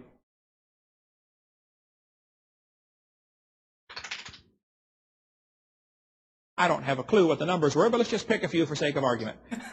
I don't have a clue what the numbers were. Yeah, because you never bothered to do the math on any of your own ideas, Kent. Suppose there was a layer of ice 10 or 20 or 30 inches thick. That's thick. Above the atmosphere. And then a layer of air, 10 or 15 miles of air to breathe. And then a layer of rocks and dirt to stand on, the crust of the Earth, maybe 10 miles. And then a layer of water underneath. It would immediately sort itself in order of density, Kent. In a matter of minutes. And that would kill everything on Earth. But, I mean, hey, you didn't run the numbers, so I guess you didn't know that. Subterranean water chambers. That's the water that came shooting out to the surface when the fountains of the deep broke open. Genesis chapter 7. And today, the Earth is busted up like an eggshell. I think those cracks that we see, the fault lines, are probably places where the crust of the Earth broke open and the water came out. We cover much. Okay, so if that's true, then on either side of every single continental plate boundary, we should see ejecta from this event of water escaping from a subterranean chamber where it would be under immense pressure, right? But you know what we don't see at the boundary of every single tectonic plate is significant ejecta. And ejecta is pretty obvious because it comes in the form of large-scale xenoliths in the sediment surrounding it. I grew up in Massachusetts, right? In Massachusetts, while it doesn't have ejecta, it has drop stones from glaciation, which have about the same result as far as geology goes, where you get these rocks, not from the local area, that in some cases are absolutely gigantic. And they're all over the place. It's why Massachusetts has such rocky soil. In fact, Massachusetts is somewhat famous for its rock walls. And you'll be walking through the woods, and there will just be a wall of placed rocks, right? Well, it's because on one side of that wall there used to be a farm. It's since been taken over by forest. But the reason that people built walls out of rock in Massachusetts as opposed to, lumber like in most places, is because when you're plowing your field, you just turn up literal tons, actual tons, like by weight, of rock that are deposited from glaciers. This should be a common sight along every single tectonic plate boundary, but it's not. So, Look, all I know is that if you look at a picture of a baseball and then what is on Kent's presentation here, they look that's a bit like similar. the seams of a baseball. So the Earth is a baseball, is what Kent's trying to. Oh. I don't know if he's trying to show it, but that's what he's showing. Okay. That's what I'm seeing here. All right, that's fair. I like that. I mean, that's so actually. if you just think about water coming out from inside of a baseball like it does in real life all the time, then Kent's he's onto something. Yeah, that's definitely accurate. I like that. So true. Much more on that on video number 6 about the flood and the Hovind Video number theory. 6. What happened to cause the flood? We still have these scars, fault lines. I've been to the San Andreas Fault, the Hayward Fault, the New Madrid Fault, the Golden Fault. None of them my fault, but I've been there, done that, studied it, okay? There's no question the Earth has cracks. The question is, when did this happen? Well, the textbooks in school say... No, Kent, that's not the only question. Because the thing is that tectonic plates don't have to have all formed at the same time. I know, it's crazy, but it's true. This is part of the Pangaea theory. The continents are moving they did, around. though, because of the... Well, I agree the continents are moving. I mean, they could have, but they didn't have to. Also, what is that animal at the bottom of the screen? That's the Leviathan? I mean, maybe. It doesn't look like a crocodile or an alligator that I'm familiar with. It doesn't matter much. A little bit. Oh, wait. You know what? This is actually from an actual textbook. So I think there's a fair chance that this is a temnospondyle from, like, the Carboniferous or early Permian? Because there were a number of crocodile-like temnospondyle amphibian grade tetrapods at the time. And by the way, if you watch Walking with Dinosaurs, which has some pretty serious inaccuracies here and there, but it's a lot of fun anyway, and most of it's pretty accurate. They actually talk about one of the last of the temnospondyle, like large carnivores, apex predators, basically, Koolasuchus, which persisted in the Antarctic, South America, and Australia up into like the Jurassic period, or maybe even the Cretaceous period, I'm not sure. But yeah, it was a very late surviving one of these large crocodile-like amphibians, and it ate dinosaurs. It was basically a salamander that ate dinosaurs, which is kind of crazy, but yeah, cool stuff. But the Pangaea theory is baloney. They shrank Africa 40% to make them fit. No, they didn't, Kent. They did if you're using map projections that aren't equal area. But the thing is, you can check on Google Earth. Like, center yourself on South America, copy that image, center yourself on Africa, copy that image, and then fit them together in, like, Photoshop or GIMP or something. They didn't do that. Or just print out a globe texture, because they make little things where, like, you can cut out these little strips of paper and then wrap them around a ball, and it works out. And then just actually cut out South America and Africa and fit them together, and you don't have to shrink Africa. This is just a straight up lie. Or at the very least, it's evidence that Kent Hovind is so incompetent that you shouldn't believe anything he says. It has to be one of those two. Either this is Kent Hovind being the biggest idiot that has ever lived without some actual physical problem with their brain, or he's lying to you. They took out all of Mexico and Central America. No, they didn't. They took out parts of Central America because those are later accretions onto those plates that actually probably only formed in the last tens of millions of years. Hey, señor, ¿qué pasa? ¿Dónde está Mexico, Panama, Costa Rica, Guatemala? Mm-hmm. Hey, Belize. They don't tell the kids. If you take the water out of the oceans, you'll notice there is dirt underneath. Maybe they don't tell kids that. What? Okay, does Kent think that evolutionists teach that the oceans just go all the way through the center of the Earth? I guess. And connect on the other side? I guess. Yeah. Like if you just swim deep enough in the ocean, you'll reach the iron core? Is that what Kent thinks? Thinkbox Dictator said. The evil atheist evolutionists teach? Like, I don't... Sorry, hold on. Thinkbox Dictator said, what? Kent is dishonest? I know, it's surprising, isn't it? But like, yeah, like, of course there's oceanic crust. This is a standard part of all geological models. No one has ever thought that water went to the center and then that the silicate oceanic crust somehow floated on water. Although Kent thinks that that used to be the case. Kent, you're the one who thinks that that would be a viable option. Not anyone who accepts standard geology. Yeah, Nestle20, he doesn't understand that maps make some continents smaller since that's what happened when you project the surface onto a sphere. Yeah. You can't project the surface of a sphere onto a 2D plane and not have distortions. It's just a fact. That's why every proposed flat Earth map fails to actually be accurate on all parameters. Which, look, okay, I know some people here, and by some people I mean one particular person, probably won't like that I say this, but flat Earth is as reasonable as young Earth creationism. Yeah. The only reason people are young Earth creationists is that it has been less time since that has been so obviously non-viable. That's it. People used to be like, oh no, all this geology stuff, you're just trying to get rid of the Bible. Or sorry, all this geography stuff. And then it was like, nope, it's pretty obviously round. And like, okay, yeah, that's fine. And that happened thousands of years ago. And then when geocentrism got replaced by heliocentrism, the same thing happened. A lot of the conservatively religious types were like, oh, and by conservative I mean theologically conservative, not politically conservative. Right.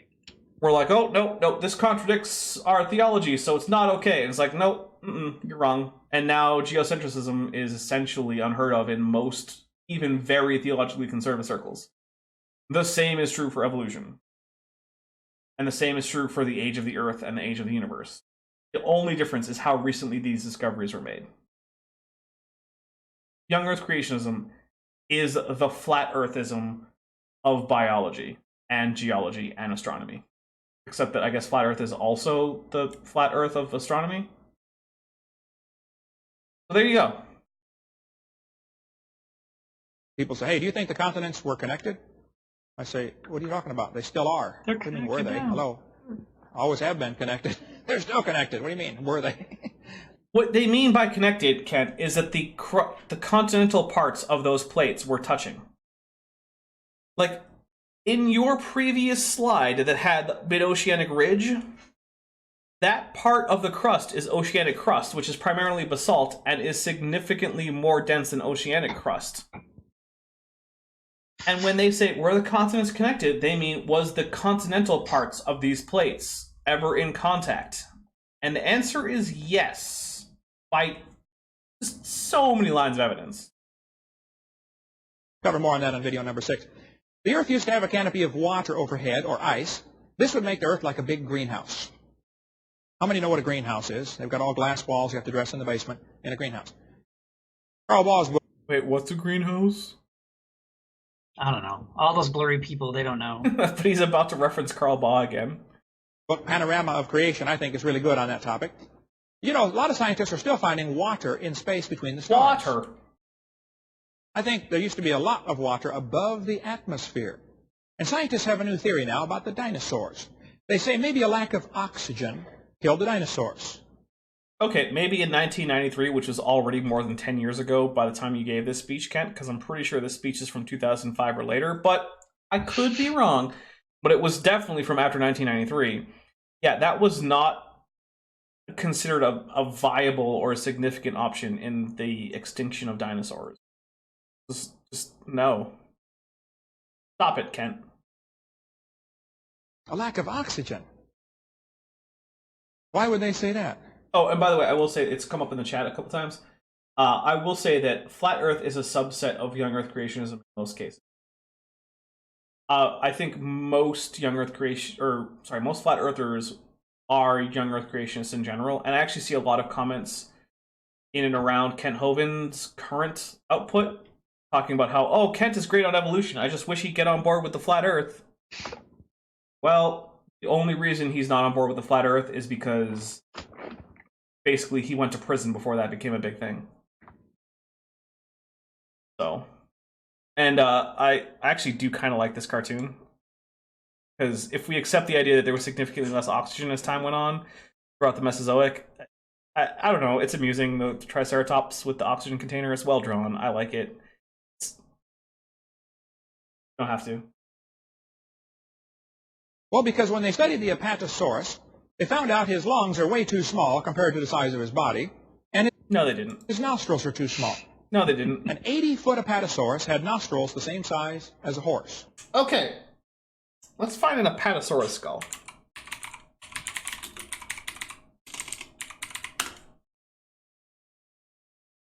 Images. Let's see.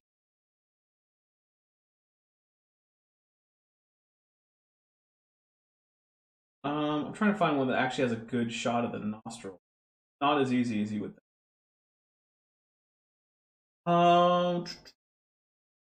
That's a Camarasaurus, an Apatosaurus, but Podiccus. Come on, Apatosaurus. So let's say also known as Brontosaurus. Does There's it? a big face in the way. Oh yeah, it does. Well, anyway, I'm just gonna use guess this. Is the Brontosaurus real or is it not real? It is real again. It's real. Yeah, it is real. Those Jews. All right, so I'm gonna open up GIMP so I can circle this for everyone.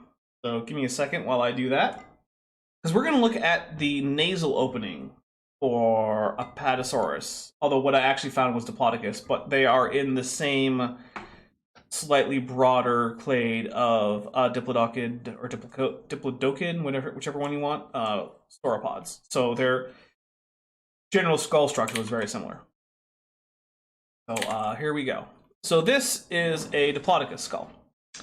So let's change to red just to make it nice and easy to see. All right, so I am now going to circle the orbits. This is where the eyes sat. Okay. Well, so this is the nose, right?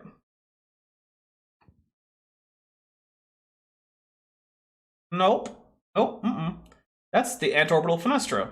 This is actually an extension of that that's bridged by a little bit of bone, so that's not the nares either.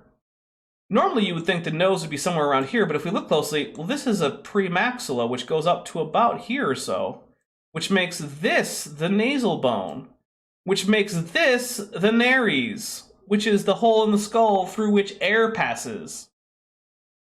It's actually not all that small. And here's the other thing, right? So we look at this skull. How big were the actual fleshy nasal openings? You know? Yeah, I know. No, you don't. But I'm gonna just have you explain to the audience how big they were. No one knows, because other than the fact that the fleshy nostrils probably actually extended down to about here or so, no one knows how big they were. So even if it were true, I mean, like, we don't know how big they were.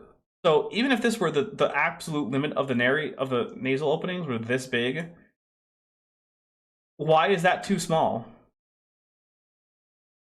And diplodocids were fairly small. The larger sauropods were what's called macronarian. Want to guess what macronarian means? Doesn't mean large nares. I know that. Yeah. It means large nasal bones. So here's why. I'll put it in here. Sorry, it's so small, but I'll make it bigger. What she said. That's what she said. All right, so here we go. This is enlarged. Sorry, it's a little pixelated, but still. And I will anchor it. Anchor layer. Oh, come on. Come on, man. Oh, come on. Why is this a thing? That's what she said. Okay. Scale. There we go. Grab it. Move it down here. Anchor the layer. Here we go. All right. So this is the nasal opening. There's a reason they're called macronarian. As sauropods got bigger, their nares got bigger. And we also don't know how big they were on the animal as actual flesh and blood creature, because chances are the head came down like this, and then somewhere around here were the nasal openings. So, yeah. Even if this were true, it would still be pretty stupid, but we don't even actually have any good reason to think it's true. Now, how is an 80-foot animal going to get enough air through nostrils the same size as a horse? Even if that were a problem, archosaurs have extremely efficient unidirectional respiratory systems. So, an archosaur doesn't need as much air intake volume as a mammal in order to fully oxygenate its blood. Be sucking so hard trying to get a breath, it set him on fire from the friction, from the wind whistling in there. Now that sounds like a thing that he's just saying to be hyperbolic, but I've actually heard creationists say that the legends of fire-breathing dragons actually come from the friction of dinosaurs' nose causing actual fires. Yeah. It's not just a joke.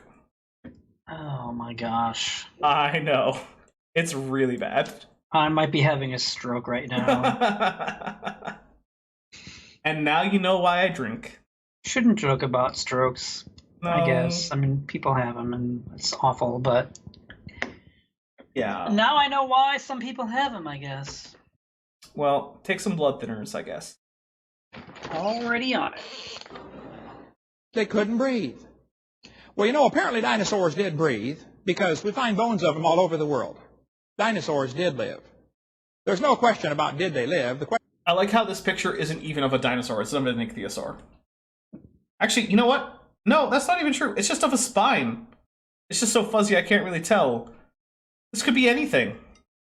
Actually, it almost looks like a whale spine. is, when did they live and how did they breathe?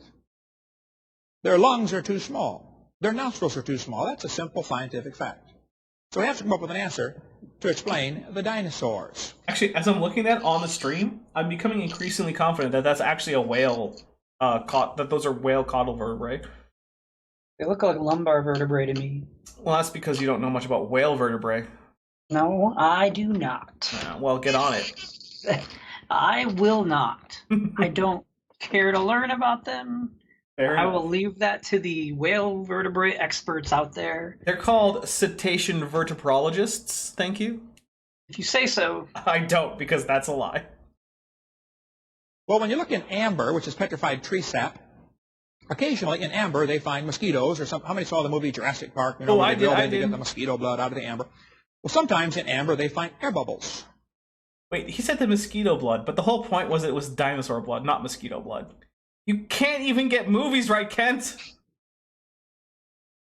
Get your stuff together. I wanted to say something more strong than stuff, but I like to keep these PG-13-ish. So, The air bubbles often have 50% more oxygen than we do today. okay. The air you're breathing is 21% oxygen. The air in the amber bubbles is 32% oxygen. Okay. I think before the flood came, this canopy of water or ice would increase air pressure, probably to double what it is today. That wouldn't change the proportion of the atmosphere that was oxygen, Kent. That would change the partial pressure of oxygen, I'll give you that. But... You ever gone up or down a hill, you know, and you hear your ears pop from the air pressure change? When I climbed Mount Rainier. I'm sorry, hold on. Tesla Ranger said, Kent reviewing Jurassic Park. Too long, didn't watch.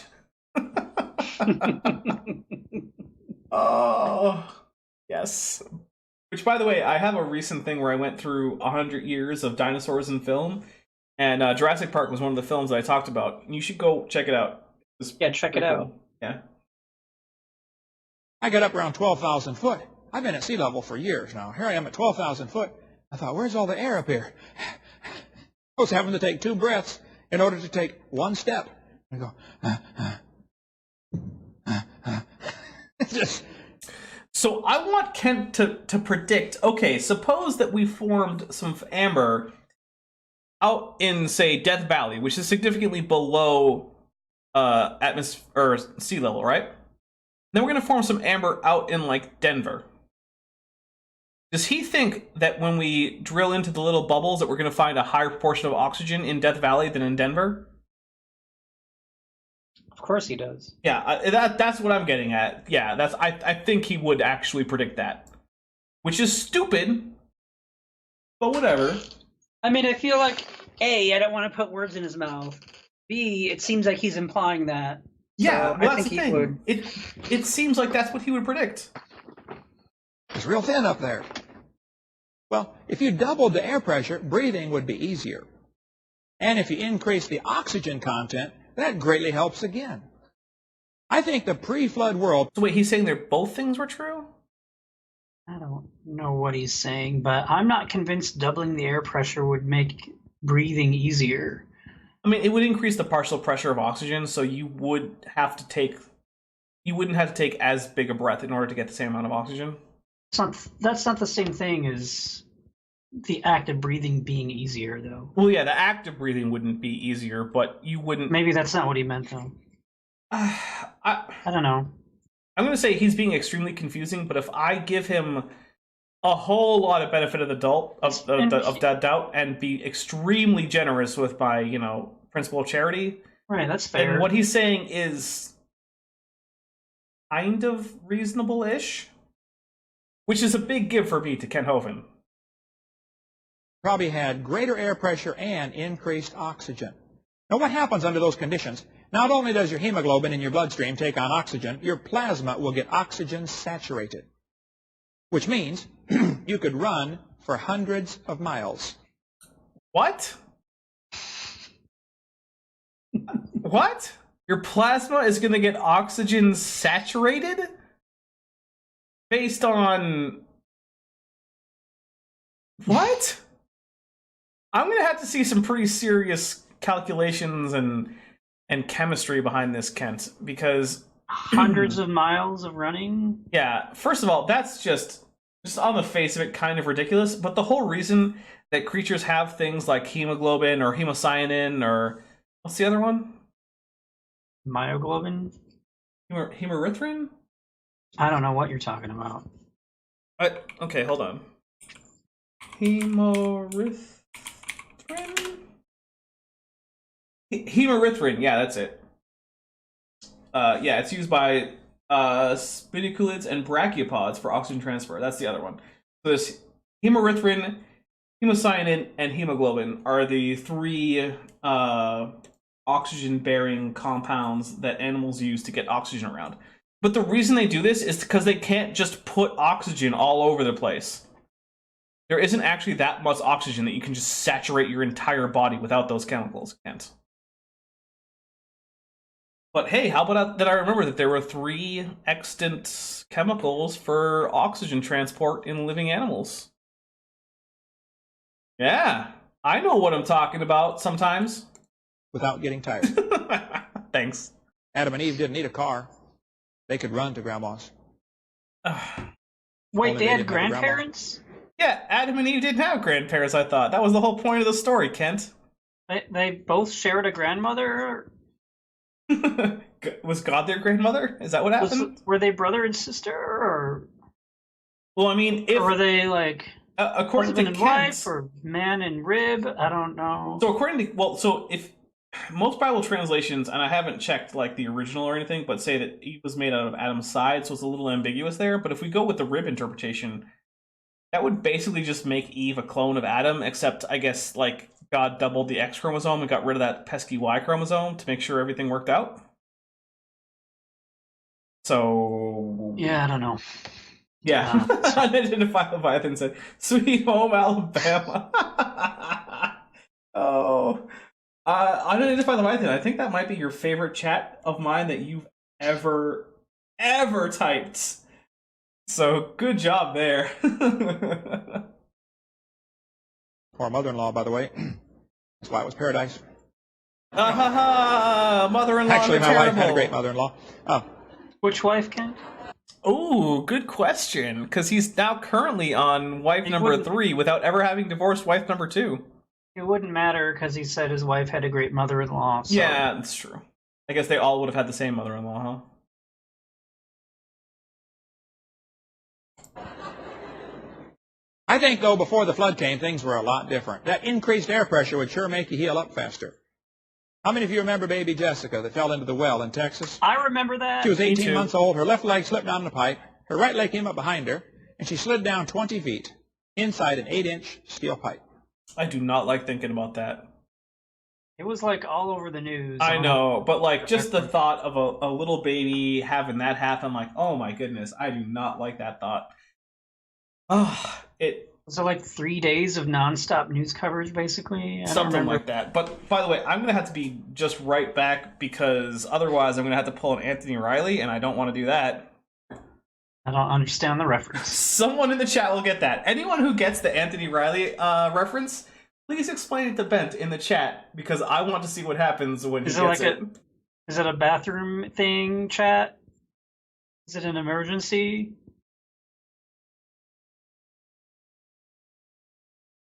Is it urine?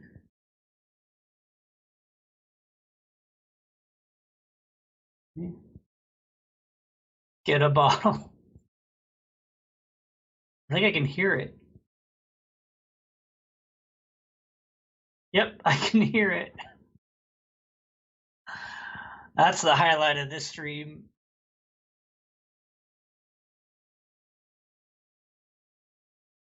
Man. It's like a stream out there. Whew.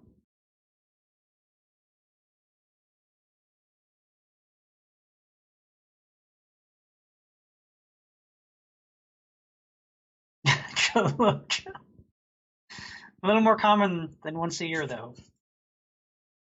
Oh, so I see it's been explained to you, huh? Sure. I mean, I see the evil Scotsman saying it, and yeah, he is... Yeah, he pissed in the bottle on screen. You can watch his I'm peeing face on various clips of it. And you can actually hear him pouring out the bottle he used on stream to make room for his urine. It's the worst. That's hilarious. Yeah.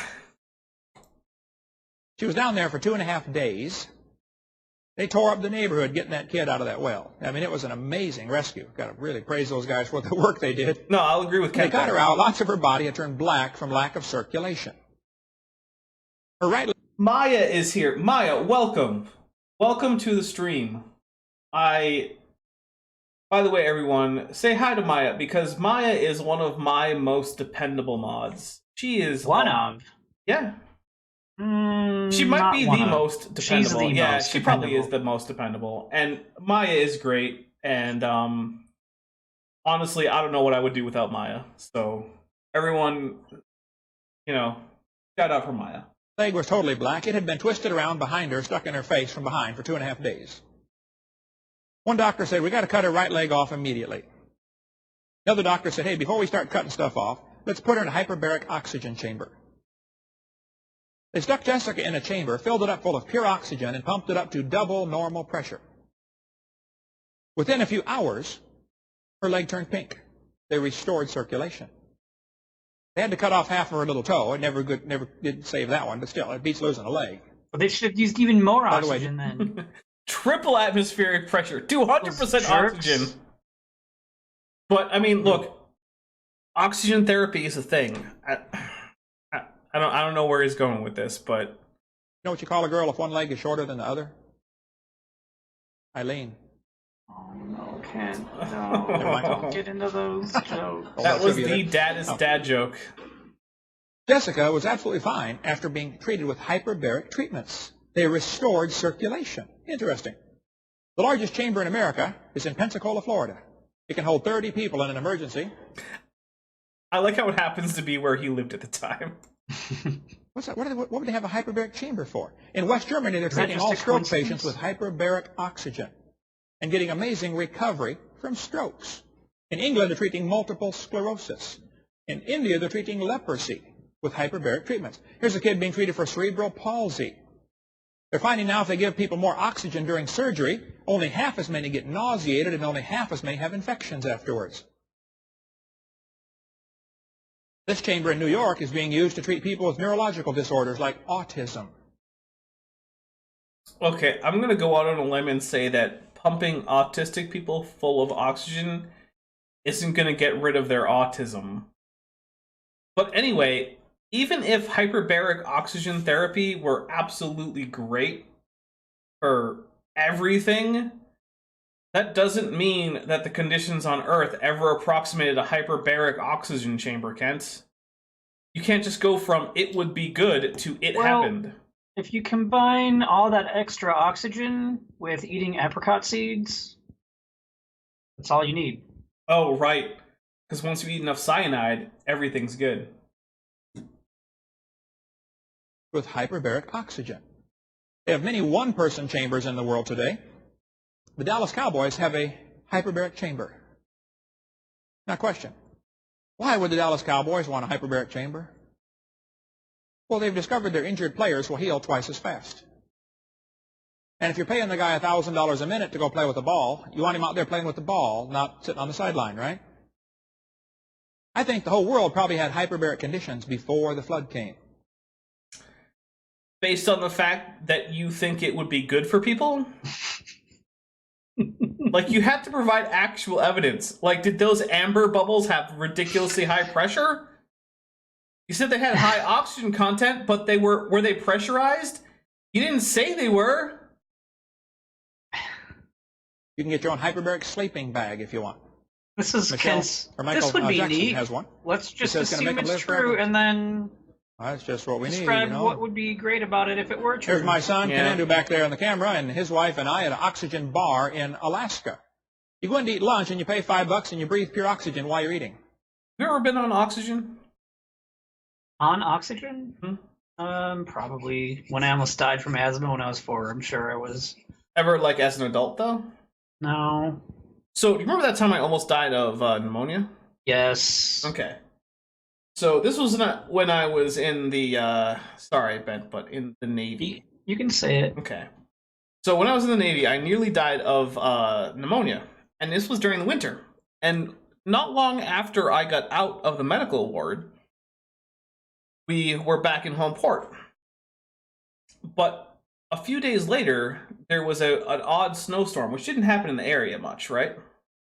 And I couldn't get my car out of the parking lot, get on base, because there was too much ice. So I called and said this, and they said, well, you have to come in anyway. And I was like, well, I'm going to be really late because I'm going to have to walk. And then I couldn't actually walk out of the parking lot because the hill was too steep. And so I called again, and I was like, I can't even walk. And they're like, well, can you crawl? And I was like, I guess. So I crawled my way up the hill out of my then apartment, which, by the way, I shared with Pork Chop and Mantis. Those were my roommates at the time. Remember those two? Aren't they married now? I don't even remember who. No, I don't remember. Oh. Well, anyway.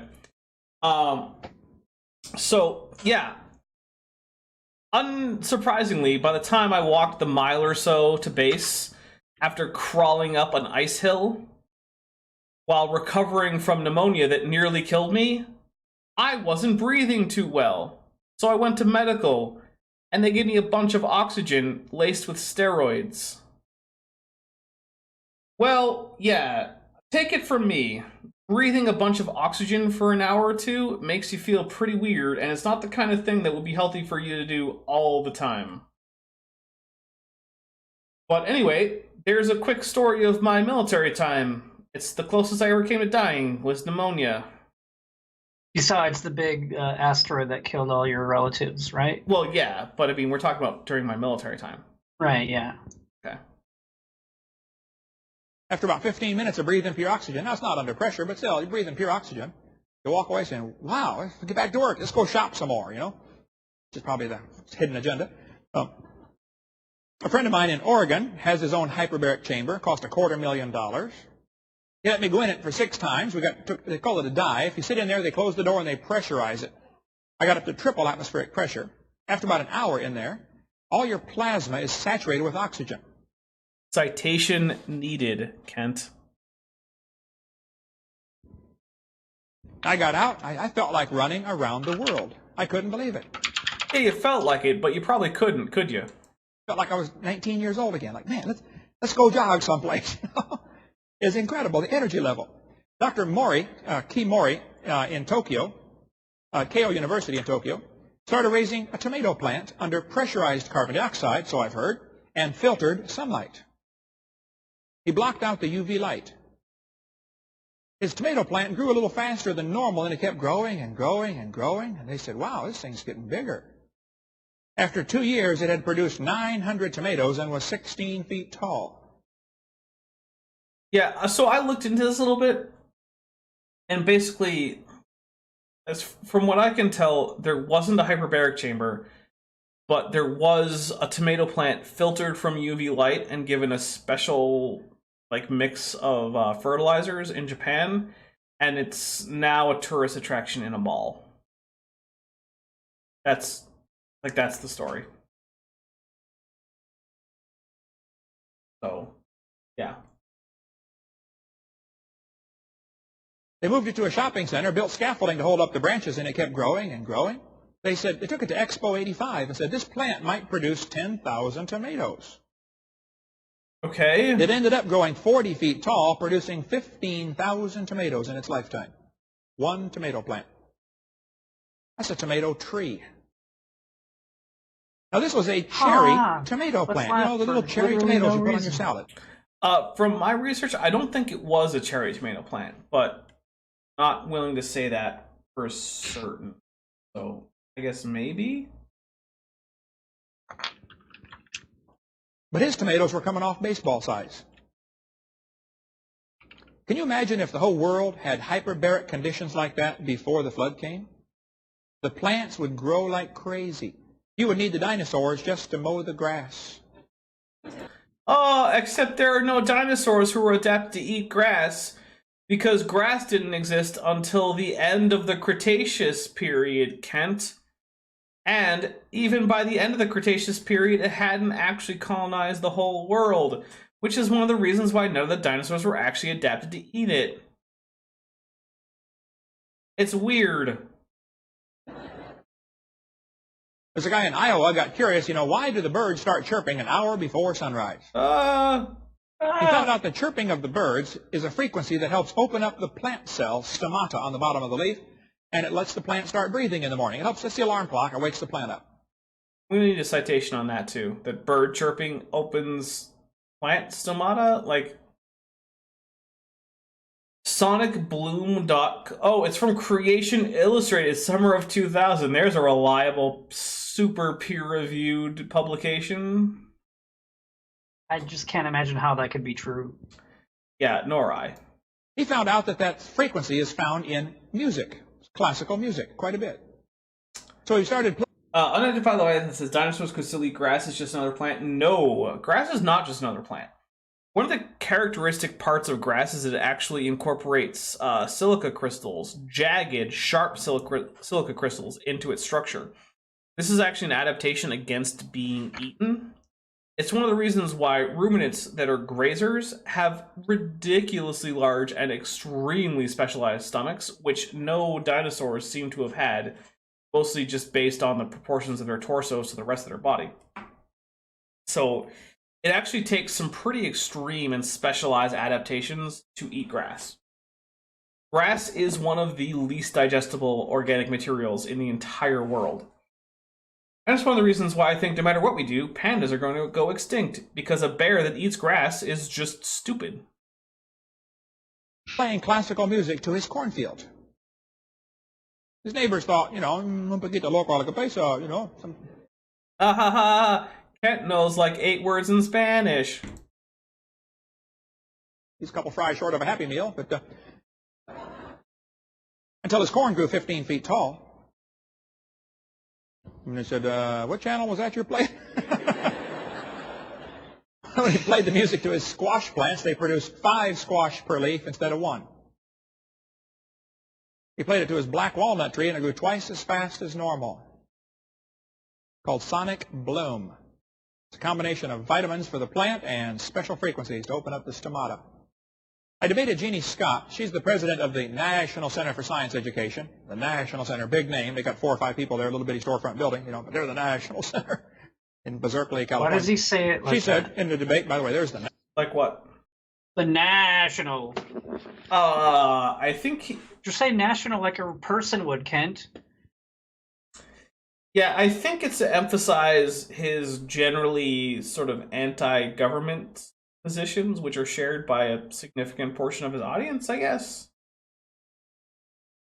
That's really all I've got to guess as to why. National Center, right there, little storefront building. That's it. Which is okay, but it got kind of much bigger title than I think they ought to have. Andrew Carnegie started this whole organization purposely to keep evolution in the schools and keep creation out. Mm-hmm. That's the purpose of the National Center. Yep. Mm-hmm. Well, I debated Jeannie Scott, and she said in the debate, she said, Dr. Hovind, there are 80 separate layers of coal in the Midwest. She's right. She said, if you look at the amount of coal in the world, the entire biomass, that means all the plants of the world today, could not possibly be converted to that much fossil fuel. She's right. In other words, there's so much coal in the ground, if you took every tree and bush and blade of grass on the surface of the earth, you couldn't squish it and make all that coal. I said, Jeannie, you were right. She said, don't you see, there had to have been an enormous amount of time involved in laying down the coal seams. Oh, now right there she's wrong. You see? Is she, though? She's looking at today's world, which is 70% underwater, and thinking that's how the coal got there.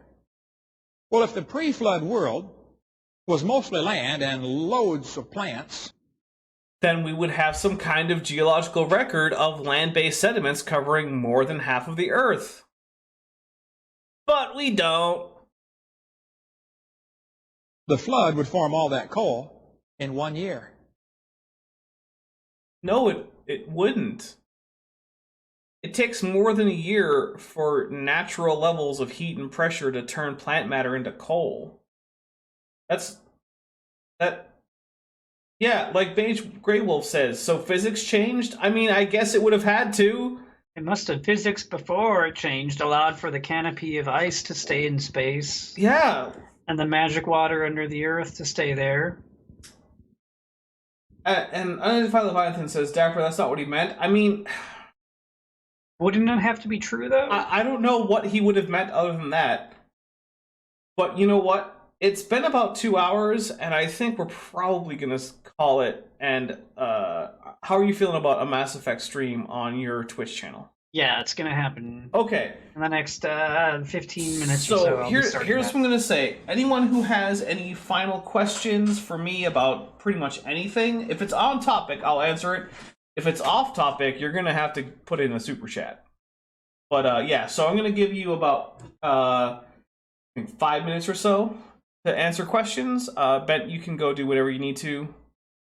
And then go to Ben's Twitch channel, which someone's going to link pretty soon. Maybe Pent. I think you can link it. All right, I'll find it. Hold on a second. Twit. It's somewhere. And I think I have, I put on my YouTube the first 2 VODs. Yeah, so here we go. We're going to put in the Twitch. That's Ben's Twitch page. So please go there. Ben is going to stream. Like I said before, this is a version playthrough of Mass Effect. Ben hasn't played any Mass Effect game. And you haven't watched any playthroughs, have you? No, I don't know what I'm doing. Yeah. I'm not. Ben I know I'm using no clue. the pistol all the time. I'm not using my powers. I don't really know. So I'll probably be getting a lot of advice on do it this way or do it that way, and I'm just trying to. We'll see what happens. And yeah. So favorite Star Trek ship? Mine is NX-01 Enterprise. Oh, that's tough.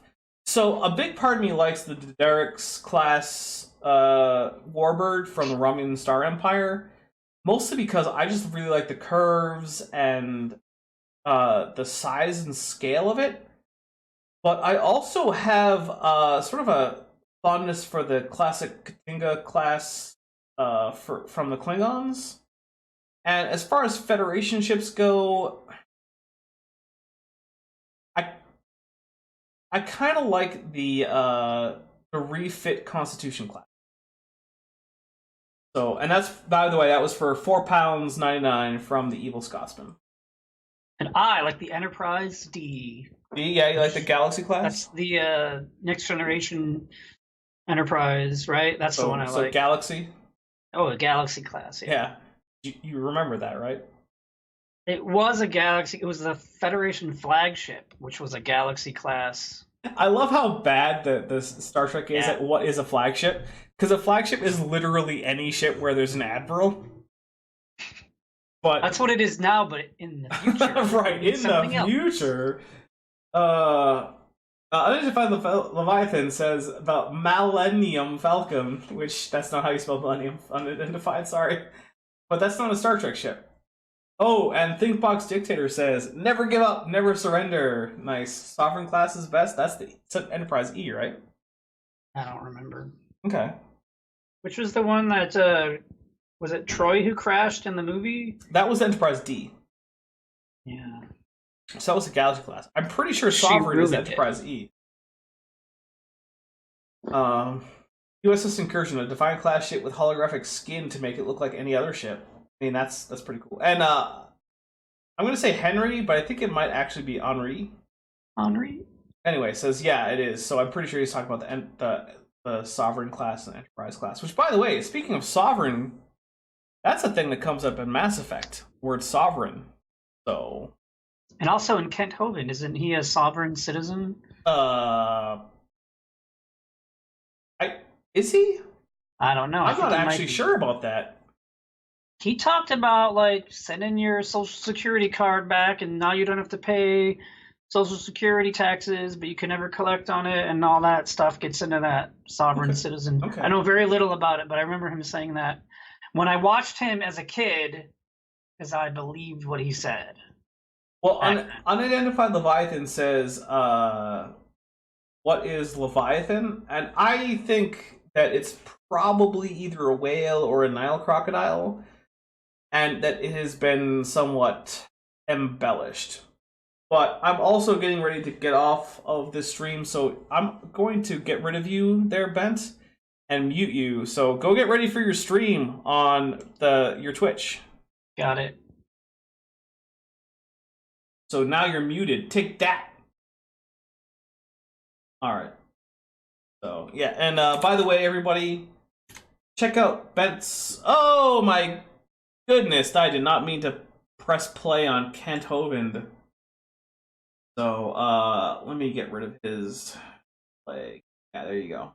So, what I'm going to do is I'm going to keep Bent Hovind up, and until he goes live or until I get tired, I'm gonna, a whale and Alacroc from Identified Leviathan. I mean, if you have another option which I would consider more reasonable, I'll go with yours.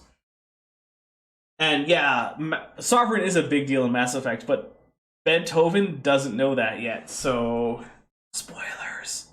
And for €2. Euros? Actually, I would prefer €2. If anyone has a way of sending me euros, send them to me. By that, I mean the sandwich. But anyway, for €2, Jens von Brockhoven says, go Dapper, and thank you, I agree.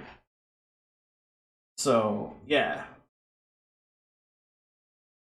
Yeah, so, please do go check out, Bent's stream of Mass Effect, because honestly, so Unidentified Leviathan, you said as more reliable or more likely options for Leviathan, Spinosaurus, Sigilmosaurus, sorry, Baryonyx, Suchomimus, Irritator, Sarco, Dinosuchus. But here's the thing.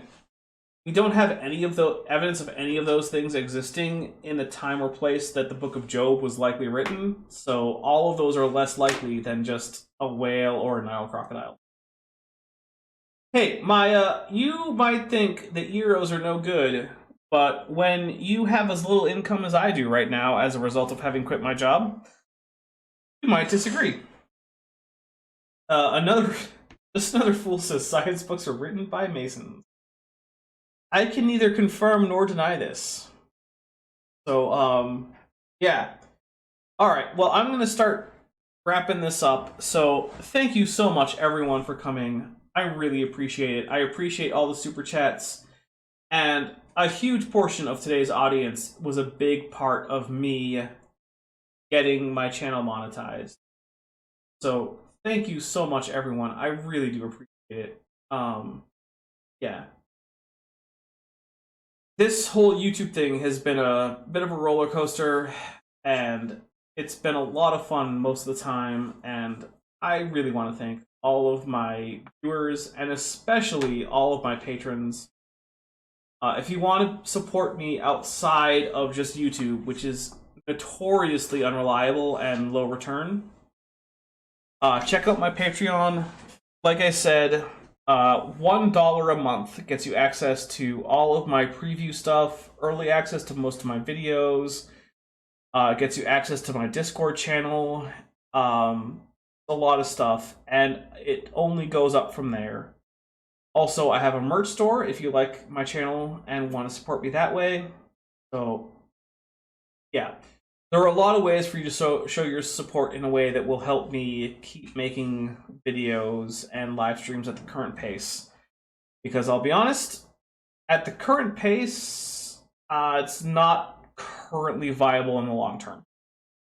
I'm going to have to start looking at things like that will make me money that will take up less time. So, that's still a bit away. But, yeah. That's just how it is. YouTube has made repeated efforts to make it hard to be a YouTuber who does that more or less full time. But I've had an incredible amount of support that I was not really expecting when I started this channel. And it still is crazy to me. So thank you very much, everyone who has supported me, everyone who's liked my videos, shared my videos, subscribed to my channel. Keep doing all of those things. And yeah, let me know what you think in the comments. And if you want to, buy some merch or some or pledge on Patreon. And if neither of those are okay and you still want to support, I have an Amazon wish list. All that's good stuff. Yeah, I really appreciate it. So, all right, I'm gonna get out of here. Please, please, please go to Bent's Twitch channel, which I'm going to link one last time. He is going to be playing Mass Effect. So, thank you very much, everybody. I am out. So you found the skeleton. How would you tell you personally? How would you decide? Well, interesting question. I don't know. I'd have to research on this.